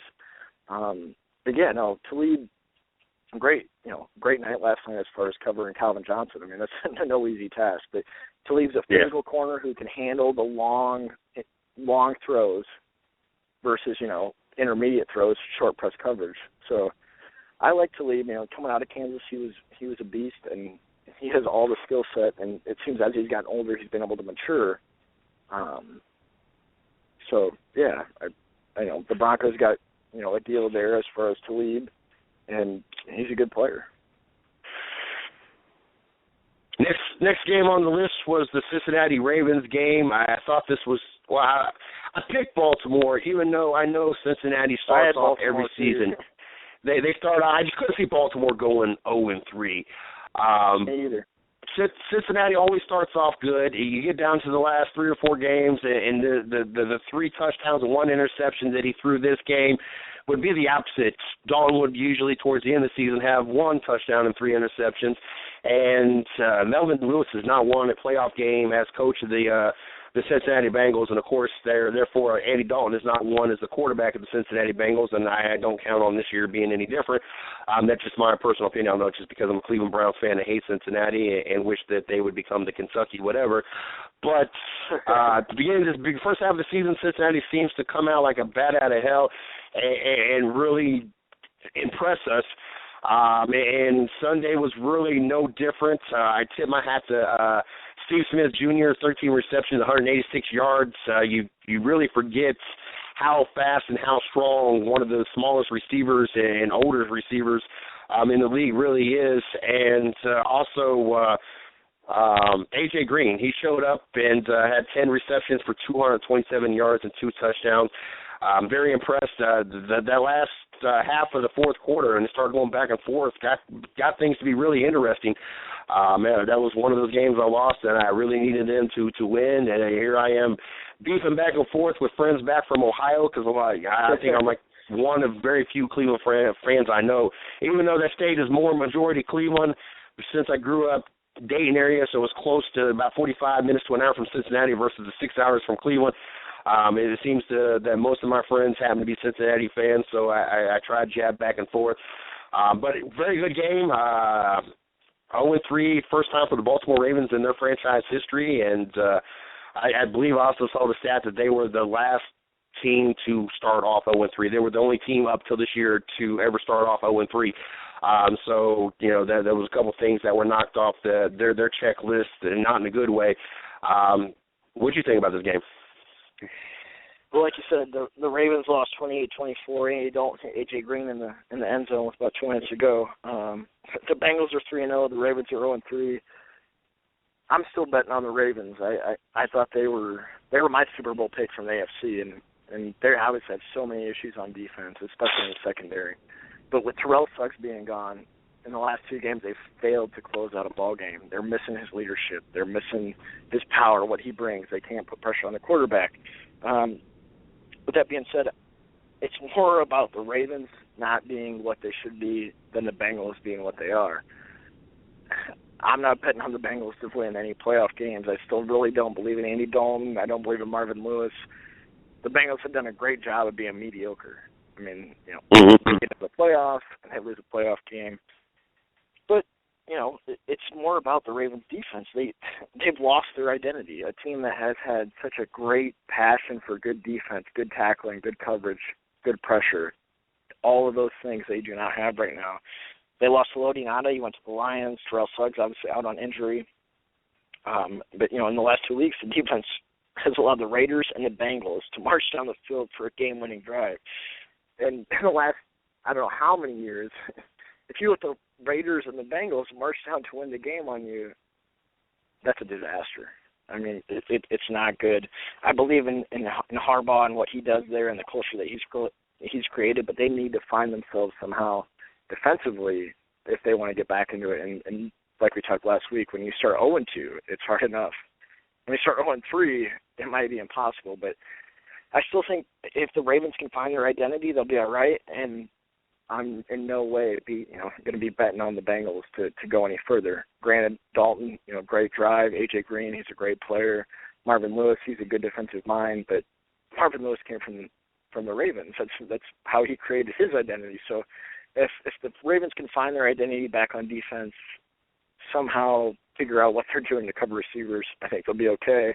They can maybe make a late wild card push, but this is more about the Ravens not knowing who they are than the Bengals being some sort of dominant team in the AFC. Did I hear that right? You got the Baltimore Ravens as your AFC representative? I mean, preseason I did. I thought they had, you know, what they had there and what they could do. I mean, that's what I had, but it doesn't look very good right now. Wow, I was all in New England. I don't know. I have a problem betting against the Bill Belichick system. No, you can't. And with Gary Kubiak going over to Denver, and they trying to change up, and they kind of they kind of came to a mutual agreement. They don't got Peyton Manning underneath the center, but they kind of went to a pistol setup last night, and it seemed to work better for Peyton Manning. You know, and they won, and so you know Denver's 3-0 as well, but. I'm sorry, the Patriots, to me, are the best team, and if we're going to have a repeat, they would be the repeat. To me, the only other team that gives them a serious threat, which was my NFC team anyway, was the Arizona Cardinals. We'll talk about that in a second. They were, 8-1, 9-1, so Carson Palmer went down. And now that everybody's back and healthy, they scary as I don't know what. But like I said, we'll talk about that here in a second. We got the Miami Dolphins disaster. Disaster, I don't even know if that's the right word. That game last night, that was miserable to watch. When you got Tyrod Taylor lighting up a defense for 277 yards and 3 touchdowns, and he was never a starter ever. It's a disaster. You're exactly right. Buffalo, it seems like and I don't know honestly how still to read the Buffalo Bills. I don't know. Granted, their only losses against the Patriots, but I still don't know how serious this Buffalo team is. I know they look good, and I guess the question of Tyrod Taylor and whether or not he is legit. I mean, 21-29, 277 yards, 3 touchdowns. I don't know if it was more the fact that Tannehill looked like garbage with 3 interceptions and barely 50%, and the turnovers they had, or the Buffalo Bills looked this good. The early touchdown. Who was that caught that ball? Charles Clay, and made his former team miss everything and look like he was LaShawn McCoy out there dancing around the field. And then you had McCoy score a touchdown. This Buffalo team, Rex Ryan-led team, is looking like they possibly could be a serious threat and get a wild card spot. I don't think anybody's going to take down the Patriots for the taking that division, but I honestly thought if anybody had a shot, it was going to be Miami. It seemed like every year they had been improving. Not so much now. It seems like Buffalo finally got the right pieces and are doing their best to stay pace with the Patriots and at least put themselves in an opportunity to get a wild card spot. Yeah, I mean, Buffalo is any Rex Ryan team is conspicuous in my mind just because he's always kind of thrived on the lower moments of the games.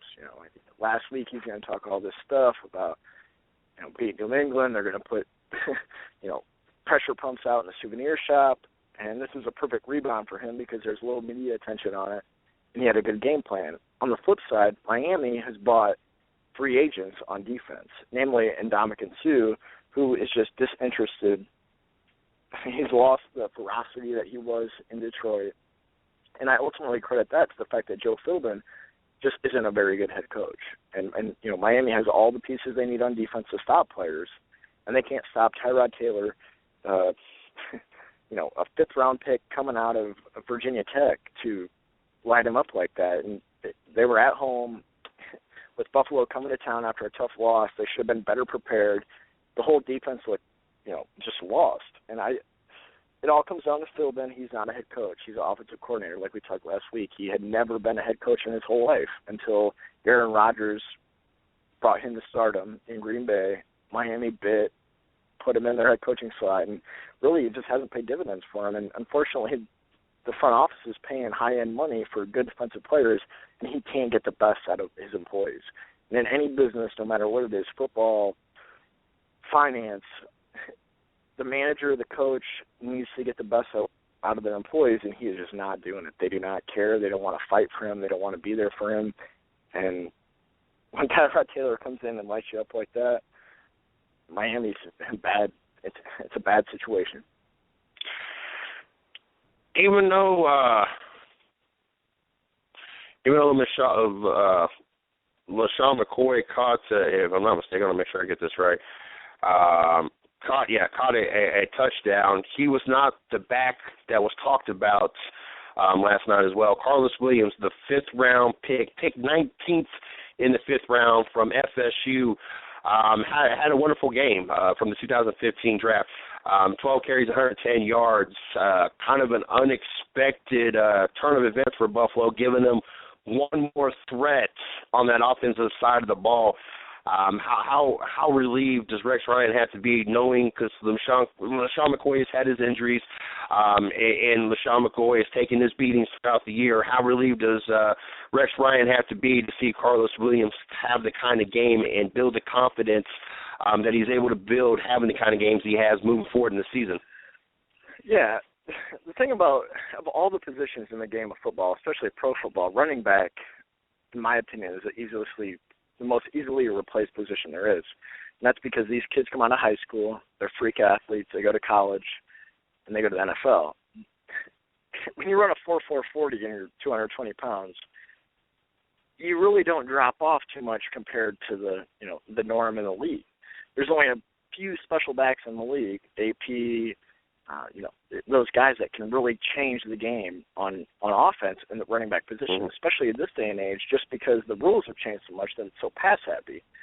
So I think he's probably happy, obviously, that Carlos Williams had such a good game. But LeSean McCoy in his prime is a game changer. He has side-to-side speed, quickness that nobody really can match. Injuries obviously have an issue. I don't think he's going to play next week, but having a guy being able to come in and fill is especially helpful. The thing with young running backs in the NFL is that they struggle to pick up the pass protection responsibilities that a veteran running back would. So you see a guy like Carlos Williams, and he can handle the responsibility from a pass protection side. They all know he can run the ball.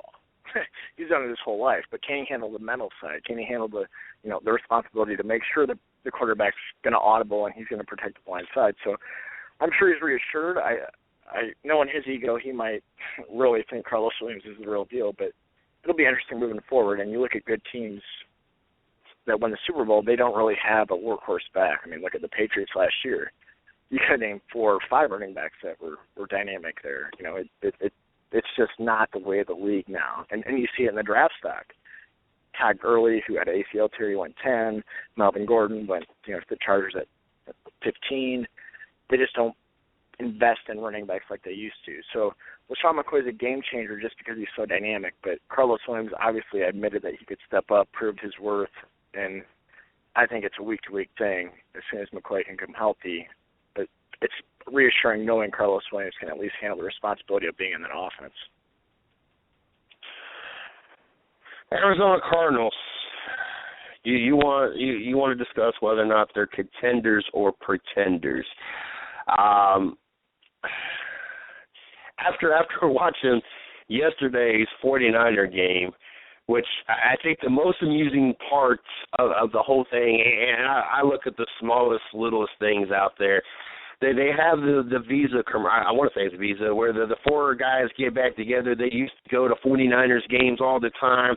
Now they decided to go to a 49ers game, and it was the 49ers at Arizona is the game that happens to be on the screen that they are advertising that these guys are finally getting back together and going to watch the 49ers game. And I find it funny because the 49ers in real life get beat 47-7. And so I chuckle at the commercial now because of the beating that the 49ers took. My NFC team, I think that they showed us last year before Carson Palmer went down. Obviously, you get the 3rd, 4th string quarterback in the NFL as little talented quarterbacks. I'm sorry, but I don't think there's 32 legitimate starting quarterbacks in the NFL. I understand that there's 32 starters, but I don't think all of them are legit starters in the NFL. And with that being the case, you get the 2nd, 3rd, 4th string quarterbacks. Obviously, you get what you get, and ultimately that ended up killing the Cardinals last year. Carson Palmer back makes all the difference to me, to this team. Another 300-yard game, 62% completion. Usually that's about what you get out of him. Usually you get a lot of yards, 60% or so, a lot of touchdowns, a few interceptions. Couple key notes that, and I'll let you talk about the defense, but on the offensive side that I like, one, Larry Fitzgerald seems like he has rejuvenated his career with, 5 touchdowns in 2 weeks and both games over 100-yard receiving. And I know we talked about whether or not Chris Johnson could step into the Ellington role and carry that offense, 22 rushes, 110 yards. 2 touchdowns. Obviously, Chris Johnson is up to the task and at least contributing how it needs to be contributed. 47-7, obviously, he did what he needed to do, catching the ball and running the ball, as he had 1 catch for 40 yards. But Carson Palmer, a quarterback that we thought that Cincinnati was going to for sure make sure that he got fat and old and never played for another team, came back and played for Oakland, kind of shaky that first half of the year. Second year, you started seeing him back into his old form, goes to Arizona and kind of let loose and do what he wants to do, and shows us why he was, a Pro Bowl and a playoff contending quarterback. Very impressed on the offensive side of the ball. I know defensively and special teams is where it's at for the Arizona Cardinals. I want you to touch on that. But very impressed with the offense. What do you think? I think they're contenders because that's my NFC team. What's your thoughts, one, on the defense, And two, do you think they're a contender or pretender? Well, they're definitely a contender. And right now I think the Cardinals, without, obviously the Patriots, I feel like we've talked many times, the Patriots are almost in their own league in the NFL. There's the Patriots class, and then there's everybody else. So who can match up and kind of contend? Right now, the Cardinals are playing the best team football in the game, in my opinion. All three levels are playing well. The special teams, the offense is finally thriving. Defensively, they have a great secondary. They have a great slot cover corner in Tyrann Mathieu. They have a great shutdown corner in Peterson. They have a good coach. Obviously what Miami lacks. They have a good coach in Bruce Arians, somebody that's a good mind, a good leader. You can just see it in the way that he talks to the team, talks to the media. But more importantly, I love the scheme. I love the way they play defensively. They're aggressive. They tackle. They attack the ball carrier. They do not give up. And the Cardinals are definitely a contender. It's funny because you think about the Arizona Cardinals, and it's been up and down there. Wisenhunt obviously took them to the Super Bowl, but they're definitely a contender. And you called it, Chris Johnson, 22 carries, 110 yards. He's filled in excellently. I really like the way the Cardinals are playing right now. With that being said, I think we've been through 3 games. Let's see if they can sustain it, if they can move forward. But right now, they're definitely a contender, and I think they're playing the best football in the NFC. And if you had to pick today, it's not the Ravens and the Cowboys. It's the Cardinals and the Patriots. And which would be a very interesting matchup. On a side note, real quick, and then I want to talk a little bit more about the Cardinals. It's 24-7. Green Bay is up over Kansas City with 8 minutes left in the third. I need no more points to be scored. I have picked 34 points for the combined score. I just thought it would be like a 24-10 or 20. I don't know what I was thinking. My significant other, she picked 39 points, and even though we had 4 picks differently, we split those 2 and 2. This week's ordeal was, and normally I take care of the dishes, she takes care of the laundry. Whoever won has to do it all. So I need this to stay under 36 points is the most I can allow score. Or not, I am stuck with the doing her part of the laundry, which she has not kept up with it. I don't know if she was banking on it. I tried to keep up with the dishes. I only got today's dishes that I've not done yet, but I need to stay where it's at. I don't want to be stuck doing everything all week long. Kaepernick, wow. First 6 minutes, 2 pick sixes. I was starting off in the wrong direction, 9 of 19. 4 interceptions for the game, a quarterback rating of a 16.7, 67 total yards. I have never been sold on Kaepernick. I think, to me, he was a lot like RG3. Came in the league, defenders didn't really know how to guard him. They didn't know how to cover him. He was a big body, a strong body, that if you let go in the open field, he's fast and he's going to make you miss it, and he's going to break tackles, and yet he has an arm. But once the teams learn how to adapt, and same thing with RG3, once the ooh and on the shock of that rookie season and you learn how to adapt, it's not been as impressive. Every year to me it seems it's gotten a little worse. But yeah, that was a horrible game by Colin Kaepernick. I would really like to know what the thoughts are in San Francisco and how much longer they're willing to stick out this project. I know he's under his new contract, but a lot of it's incentive based, so I know it's not costing him a lot. Obviously, the kind of game he had yesterday obviously probably didn't cost the 49ers anything. He might even owe them money at this point. But very, very sloppy game by the 49ers. The 49ers team that we're not used to seeing. And to your point, talking about hopefully they, see this is only the third weekend, whether or not they can make it. And last, throughout the season. And, like I said, they were either 8-1 or 9-1 until Carson Palmer went down. I have all the confidence that they can. That defense is very solid to me. They are averaging 42 points a game offensively and only allowing 16 points a game defensively. They are the number 1 scoring offense and number 2 scoring defense, allowing fewest points. I think the Jets are the only team allow less points than them. They got the biggest differential. In other words, they're beating the teams in. Green Bay just had a pick off and down to the 3-yard line pending the flag, so I might be stuck doing laundry and dishes. But it's looking good. But I think they can last. I'm not saying they're going to win the Super Bowl, but honestly, if we have the same team now in the Super Bowl for the Arizona Cardinals and the Patriots, and the Patriots weren't even on the list of topics to talk about today, and I know we'll get into talking about the 400 touchdown pass and the dominance of 51-17 victory over the Jacksonville Jaguars, and I don't want to put a lot of weight on it because it is the Jacksonville Jaguars. I'm sure we'll talk about that tomorrow. But if we had the exact same team at Super Bowl as we have right now, those two teams, I think that would make one hell of a Super Bowl, and I would love to have the opportunity to see that.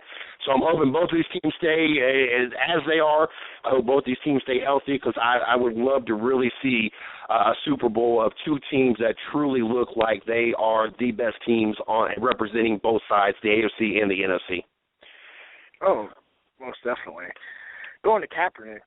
Kaepernick's a perfect example in this league. When you have a mediocre quarterback and a great football team, you can do a lot of things. So when Harbaugh was a coach there, he controlled Kaepernick. He made sure he wasn't going to lose them the game. So when the team goes away and Kaepernick is now the team and he has to carry a team, he is not that player. He is not what they paid for. He can't control a team. And you said exactly right. They kind of caught up in the RG3 craze, the read option craze, but in the NFL, you need a pocket passer just because the rules are set up to pass the ball in the NFL. And Kaepernick, he has a cannon. He can throw a fastball, but he can't throw a changeup. He can't drop a ball over a cover 2 zone and hit a tight end in the seam with 2 guys covering him underneath. So as far as Kaepernick goes, he's being exposed. He lost everything around him. He lost his coach. He lost his defense. I mean, the Baltimore Ravens won a Super Bowl with Trent Dilfer. Colin Kaepernick is better than Trent Dilfer, but he has nobody around him now. And unfortunately for him, it's exposed. So you got to be able to play defense, and you have to be able to have a quarterback that can hit the throws that need to be made. And Kaepernick does not have the touch. He does not have the poise in the pocket that needs to be made. And we knew the 49ers were going to be in trouble, but the worst part is that Kaepernick's the guy that's most in trouble because now he's under the microscope. Now he's the problem. Now they're talking about starting Blaine Gabbert over Colin. Wow. Guy, so that's how quick things change and how the perception of things are when your football team isn't doing very well. It will go back to the quarterback. 156 total yards by the 49ers. Obviously, not a great day. And one more update: the Green Bay Packers have already scored. It's already 37 points on the board. As soon as I get done doing the show, I will be starting a load of laundry. That's already a given. I knew I should have picked more points. I don't know. I figured both defenses maybe show up and. Well, at least the Kansas City Chiefs defense would show up. The Green Bay has at this point. Yeah, you had the right. I feel like you had the right edge. I mean, it's raining and windy in Green Bay. I wouldn't have. I was definitely taking the under there as well. So get the tie down, brother, because you're doing some laundry. It sounds like horrible. It's just a busy week because I get to travel out of town. I leave about noon on Friday, so actually I got to wake up at 4:30 in the morning, go work 5 to 11. And then we hit the road at noon and go to Gatlinburg to go see my mom for the weekend. We kind of meet there. I'm originally from Ohio. And so I'm there all weekend, and then I get back, and then I go to work at 5 o'clock Monday morning, get off at 3 so we can shoot down to Chip Ganassi's team. They got a VIP event, and we got invited to. So I got to hurry up and do that whole ordeal. So there's already 4 days out of the loop that I'm going to get me behind on the laundry. Thankfully, not the dishes because there ain't going to be nobody here to eat anything. And then I got to kind of play catch-up the next Tuesday, Wednesday, and Thursday for the schedule because our schedule starts on Friday, and I'm leaving Friday morning. So then all my hours on the back end of that And then I got the email today that's doing media coverage for the Bank of America 500 in Charlotte for the Saturday night race. So I'm going to be back out of town for that, and I'm sure that I'll be opening at 5 o'clock on Saturday morning, and I'm sure back in 5 o'clock on Sunday morning. So not only, and did Green, I thought there was another touchdown already. So it's going to be crazy trying to keep up with four different people's loads of laundry, mine, hers, and the kids, and hardly be here at the same time. So crazy week. It's always good. It's always good to be in demand, one way or the other. Yeah. And keep your lady you'll be all right. I like the year in bed, but I can't put that one out on the radio. But right now I'm up 3-4. I'm up 4 games on her, and the end of the year is, and she made this up on her own, which really surprised me. But I will be able to lay there and be taken care of for a month straight without any expectations or any words said for a month straight. So I am very happy with the possibility of that, me being on the receiving end of being taken care of. So she made it up. She wrote it on the refrigerator. I had nothing to do with it. I didn't negotiate nothing. I was surprised I saw that. So anyway, Big Ben. Ben Roethlisberger out, a sprained MCL, and it seemed like there was something else that bruised that kind of complicated 4 to 6 weeks. I'm hearing more towards the 6-week mark. We're still able to be victorious. No touchdowns put on the board for the Steelers.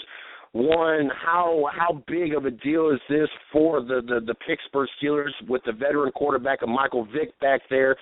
And can the Steelers survive in a very weak AFC North outside of the Bengals right now? You got the Browns 1-2 and the Ravens 0-3, and that's a key matchup. Thursday night could make the Ravens go 0-4 and keep pace with the Cincinnati Bengals. Thursday night it will be a dogfight because that game Ravens-Steelers, that's a great matchup. So any interdivision matchups are always going to be tough. But Steelers made a great move in picking up Vic there. When they knew Gronkowski was hurt, it's going to change the game plan definitely because Roethlisberger is a pocket passer, obviously has mobility, can extend the plays, but Vic can roll out. He knows what he's doing. He's not going to be worried about pressure. He's been in this league a long time, so I don't worry about the Steelers. I really think the legitimacy behind Big Ben's injury is to be concerned because they can't sustain success without Big Ben. I mean, no team in this league can really win the Super Bowl without their starting quarterback, without their franchise face. So if he has a sprained MCL, if he has it's partially torn, that doesn't get better. He has to drop back on that knee, he has to lean on that knee. And a guy that relies on mobility to escape the pocket, to move around, I mean, he's good at taking contact. He's a big guy. It sucks to tackle him. So you're saying, like you said, more 6 weeks. If it's partially torn, it's a lot easier for it to be completely torn. So I just wonder, their long-term future is cloudy, and I really think they'll probably even send him out closer to 8 weeks, try to really protect it, make sure it's completely healed, because as good as Vic can be, he can't win a Super Bowl, especially in this offense with the way they run the scheme. So I think as good as Pittsburgh is in management and team management, I think they'll sit him out longer than they need to as long as they're in contention. And I think Vic will provide that. But, yeah, big blow to the Steelers. Antonio Brown, daily fantasy players out there, he's going to suffer just because Vic doesn't throw the ball down the field. So, take reference to that. And the Steelers will be all right. They can hang in there similar to the Cowboys. But if Big Ben's knee isn't really going to hold up, they're not going to be there in the end. They got the Thursday night matchup at home against the Ravens, a 0-3 Ravens team, very possible to win this game. San Diego, they play at San Diego, but San Diego's not play like the Chargers I was expecting them to be. Capable of winning that game. Then they're at home against the Cardinals. I don't know if that's such a winnable game. At the Chiefs, the Chiefs right now, the verdict's still not in. This is 2 losses in a row. At least the Denver game was close, and it was a turnover that dictated this game is just a blowout at this point. Then you got the Bengals who looked impressive. You got the Raiders who looked impressive. That's your 1, 2, 3, 4, 5, 6. That's your 6-week mark. Even if you throw in 8 weeks, you play the Browns, which the Browns and the Steelers usually play each other pretty tough. I'm not counting on the Browns to play, but I don't expect the Browns to be a layover. And then you got the Seattle Seahawks in Seattle, which is probably not a very winnable game. Splitting it out of 8 games puts you at 6-4. Do you chance holding Big Ben out if you come out farther ahead in that and you're still in playoff contention? Or do you rush Big Ben in? Because then you got the Colts, the Bengals, the Broncos, Ravens, the Browns. Those last 5 games, really those last 6 games counting the Seahawks, are really must-win games. Do you at least hold them out the first 7 to finish off with the Browns just to hold them an extra week if it's looking 6 to 8 weeks? Or do you get Big Ben back in as quick as possible regardless how Michael Vick's playing? No, you take game by game. You see how Vick progresses. If they're 6-4, you hold them out as long as you can. If you're in contention, if you have a division hold, you hold them out. Just because I know the injury, I mean, it's not easily repaired, and it's a horrible injury for a quarterback to have to deal with when he drops back. When you add that to the way that Big Ben plays, when he likes to move around, when he likes to sustain hits, he's not a guy that shies away from contact.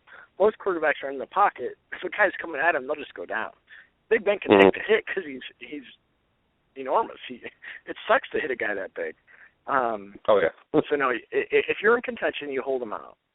If Vick's taking care of business, you let it ride. If the injury's fully healed, yeah, you put him in. If it's not, and you guys are down, if you're 2 games back in the division, yeah, you throw him in there because the repercussions of that injury are that he'll have surgery, he'll have the MCL repaired, and he'll be back for next year. So, the longer you can hold Big Ben out, the better you are off. I think Vick can hold it off, especially just like you said, the division weakness is there. I mean, they can control that division. They can be in contention. They can get a wild card spot. Playoffs, if you get in the dance, you have just as good of a chance as anybody does. So having Big Ben healthy for the playoffs is more important than anything else. The final topic on your list of conversations to talk about, or topics to talk about tonight, was can the Pats go 16-0? I'm going to up that one since we have one other team that to me is just impressive so far, and that's the Arizona Cardinals. Can either one of these teams, and I know it's probably going to be a little bit more difficult for the Arizona Cardinals because you got to play a Seattle Seahawks team that shut out the Bears 26-0. I don't want to put a lot on that because it was Chicago Bears. But it seems that they're finding their rhythm, got Jimmy Graham involved. The defense shut out the Bears. And, of course, they got to play the St. Louis Rams, who is not a layover team by any stretch of the imagination. 16-0. Yeah, no. Can the Pats go 16-0? I don't think so. Can the Cardinals? Definitely not. And the reason I say that, the Cardinals, they don't have Tom Brady and they don't have Bill Belichick. That's the greatest, you make that remark almost every week we talk. Mm-hmm. Every team gets paid. Every player on that team gets paid. And you have no idea what you're going up against every week. And I just think the Patriots, as good as they are, they're going to slip up sometime.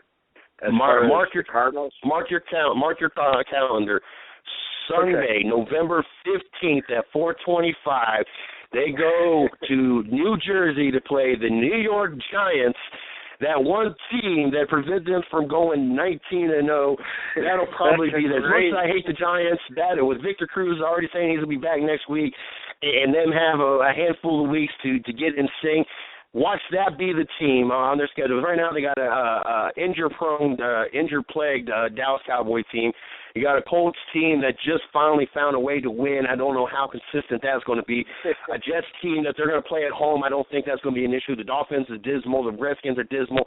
Now you got November 15th that New York Giants team that always seems to have their number after 2 Super Bowl victories and preventing them to have the perfect season.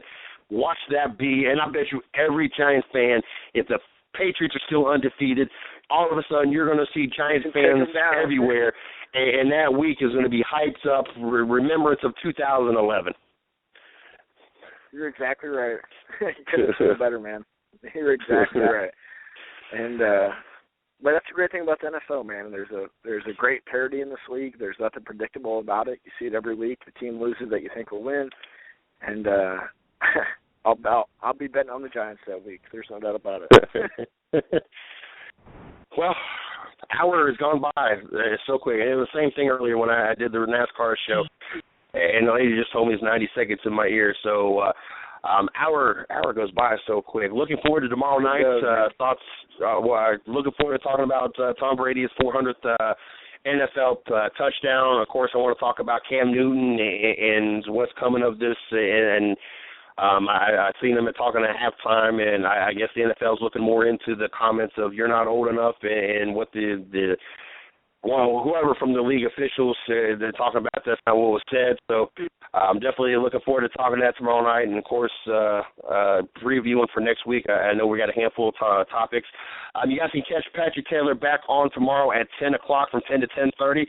I'm looking forward to that. Before I let you go ahead and plug you guys one more time before I let you out of here. Yep. Lineblower.com, line_blower at Twitter. Like us on Facebook, Lineblower. Hey, man, it's always fun, and I will talk to you tomorrow. Yes, sir. You guys have a great night. All righty. You too. That was Patrick Taylor of Line Blower. Make sure you guys check them out. A lot of great stuff over there. He also writes up a lot of notes from the shows and everything else and puts it on there. Make sure that you guys, like I said, check it out. Follow him on Twitter, line_blower. Don't forget, tomorrow night, we also got Izzo joining us at 10:30 as we got NHL preseason underway. Looking forward to having him on the show. I believe we got Kayla Lyons on Wednesday night, if I'm not sure, but I know we have a guest on Wednesday. I just got to get the details from Miss Lee. Interested to come on the show, all you do is hit Miss Lee. That's _110nation at yahoo.com. Interested in joining the 110 Nation, co-host or hosting the show, writing for our blog sites, help run our Facebook group, social media, PR, marketing, whatever the case may be, hit me up, MrCJSports@gmail.com. We got 2 shows coming to the 110 Nation Sports radio network. I am going to be having an NBA show. It's probably going to be Thursday nights before we do the Racing with Big Sweat. Not 100% sure. Then also the guys over at More Than Just Me, MTJM.org, are going to be having a show hosted on the 110 Nation Sports Radio Network as well. Excited about that. Don't forget, I will be out at the Chip Ganassi event with Shorty and Izzo on Monday night. Looking forward to meeting the Chip Ganassi drivers. Having a great time, being out there for a few hours. It was a great event last year. Got a lot of great give me in the goodie bags. There are a lot of goodies in the goodie bags. We got one of those pillows that stay cold. It's like a $60 pillow. Some Skull Candy earbuds that me and Shorty both still have. They were like $40-50 or whatever. And just a couple other goodies in there. It was like $150 worth of goodies in there. So for nothing else, I definitely like the goodies, but no, I love the opportunity to talk to the race car drivers, be able to get photo ops with them. I know Izzo's excited about the opportunity. This is his first event. Shorty is very excited. She gets to return with me with that. Don't forget, Saturday, October 10th, we'll be out at the Charlotte Motor Speedway to do media for the Bank of America 500, the only Saturday night or the only night race of the chase. I'm very excited about being approved and the opportunity to do that. And then we're going to be out there, the World of Outlaws, the World Tour, the World's Final Tour. November 7th, I'll be out there with Steve Billmeyer, the host of Racing with Big Sweat, and my co-host with Rubbinous Racing. Got a lot of great things coming up and a lot of things going on here at the 110 Nation. So make sure you follow us at 110 Nation. Follow me at CJ Sports 1. Check me out on Facebook, my fan page, Mr. CJ Sports, the sport and site side of the house, 110 Nation Sports, and the guest and radio side of the house, 110 Nation Sports Radio. Monday through Wednesday, 110 Nation Sports Radio is here from 9 to 11 p.m. Monday mornings, we got Monday Morning Quarterback live on the Spreaker, and then we transfer it over. Sunday or 7 o'clock on Mondays, we got Rubbiness Racing live on Spreaker as well. The 110 Nation Sports Show is all live on the BTR. All shows end up pretty much on all the networks. Well, all of them definitely end up on Spreaker. Just some of them are live on one network because we only get so much time on each network, so we kind of split it up. And then also Racing with Big Sweat, 9 o'clock Thursday nights right now, goes live on BTR as well. You guys have a great night. Looking forward to talking to you tomorrow, and make sure you guys continue watching the Green Bay game. It's Green Bay's up 31-14 on the Kansas City Chiefs. Yes, I'll be stuck doing laundry for the next week and dishes. I got all the duties. Lost the football. Well, not necessarily lost the football pool. We both went 11-5. She got me on the points. So I'll suck it up, and even though it wasn't my bets, but just like I said, the end of the year bets, even a more rewarding bet, and right now I'm up 4 games on her. I have 4 less losses than her, with her going 8-8 both the first 2 weeks, and both of us going 11-5 this week. I want to thank everybody for tuning in. Thanks for helping us as we and I did the June numbers while I was doing the show because we were back in June. We have more than tripled, we'll probably quadruple since we made the return in June. Every month we have gone up 150%. And so definitely excited, and we're hoping that September will end up doubling August's number to make it even a more remarkable month. Got to thank you guys. Got to thank everybody for sharing, tuning in, getting the word out there, and all the employees here at the 110 Nation for all the great work that they're doing. Tomorrow night, you guys.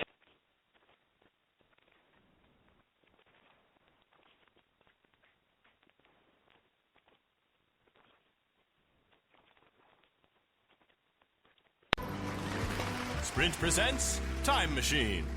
Hey, what are you doing? It's 17 months until I can upgrade to the new iPhone 6S, and I'm building a time machine so I don't have to wait. Oh, with Sprint, I never have to wait. I get to upgrade to the newest iPhone right away, whenever it comes out. Seriously? Seriously. Man, I gotta switch to Sprint. Why does your time machine sound like a microwave? Oh, it's cooking my leftovers from tomorrow night. The world's best offer on iPhone 6S. Get iPhone 6S as low as $1 a month when you trade in your iPhone 6. And with iPhone Forever, get a new iPhone every year forever. Offer not available everywhere. Includes 21-month lease, no security deposit, excludes taxes, subject to well-qualified credit, new line port, $36 activation fee. Requires smartphone trade-in, regular $22 a month. iPhone Forever's lease upgrade eligibility does not guarantee monthly payment amount, phone selection, or plan rates. Service is additional. Charge remaining lease payments due if service canceled. Restrictions apply. See Sprint.com.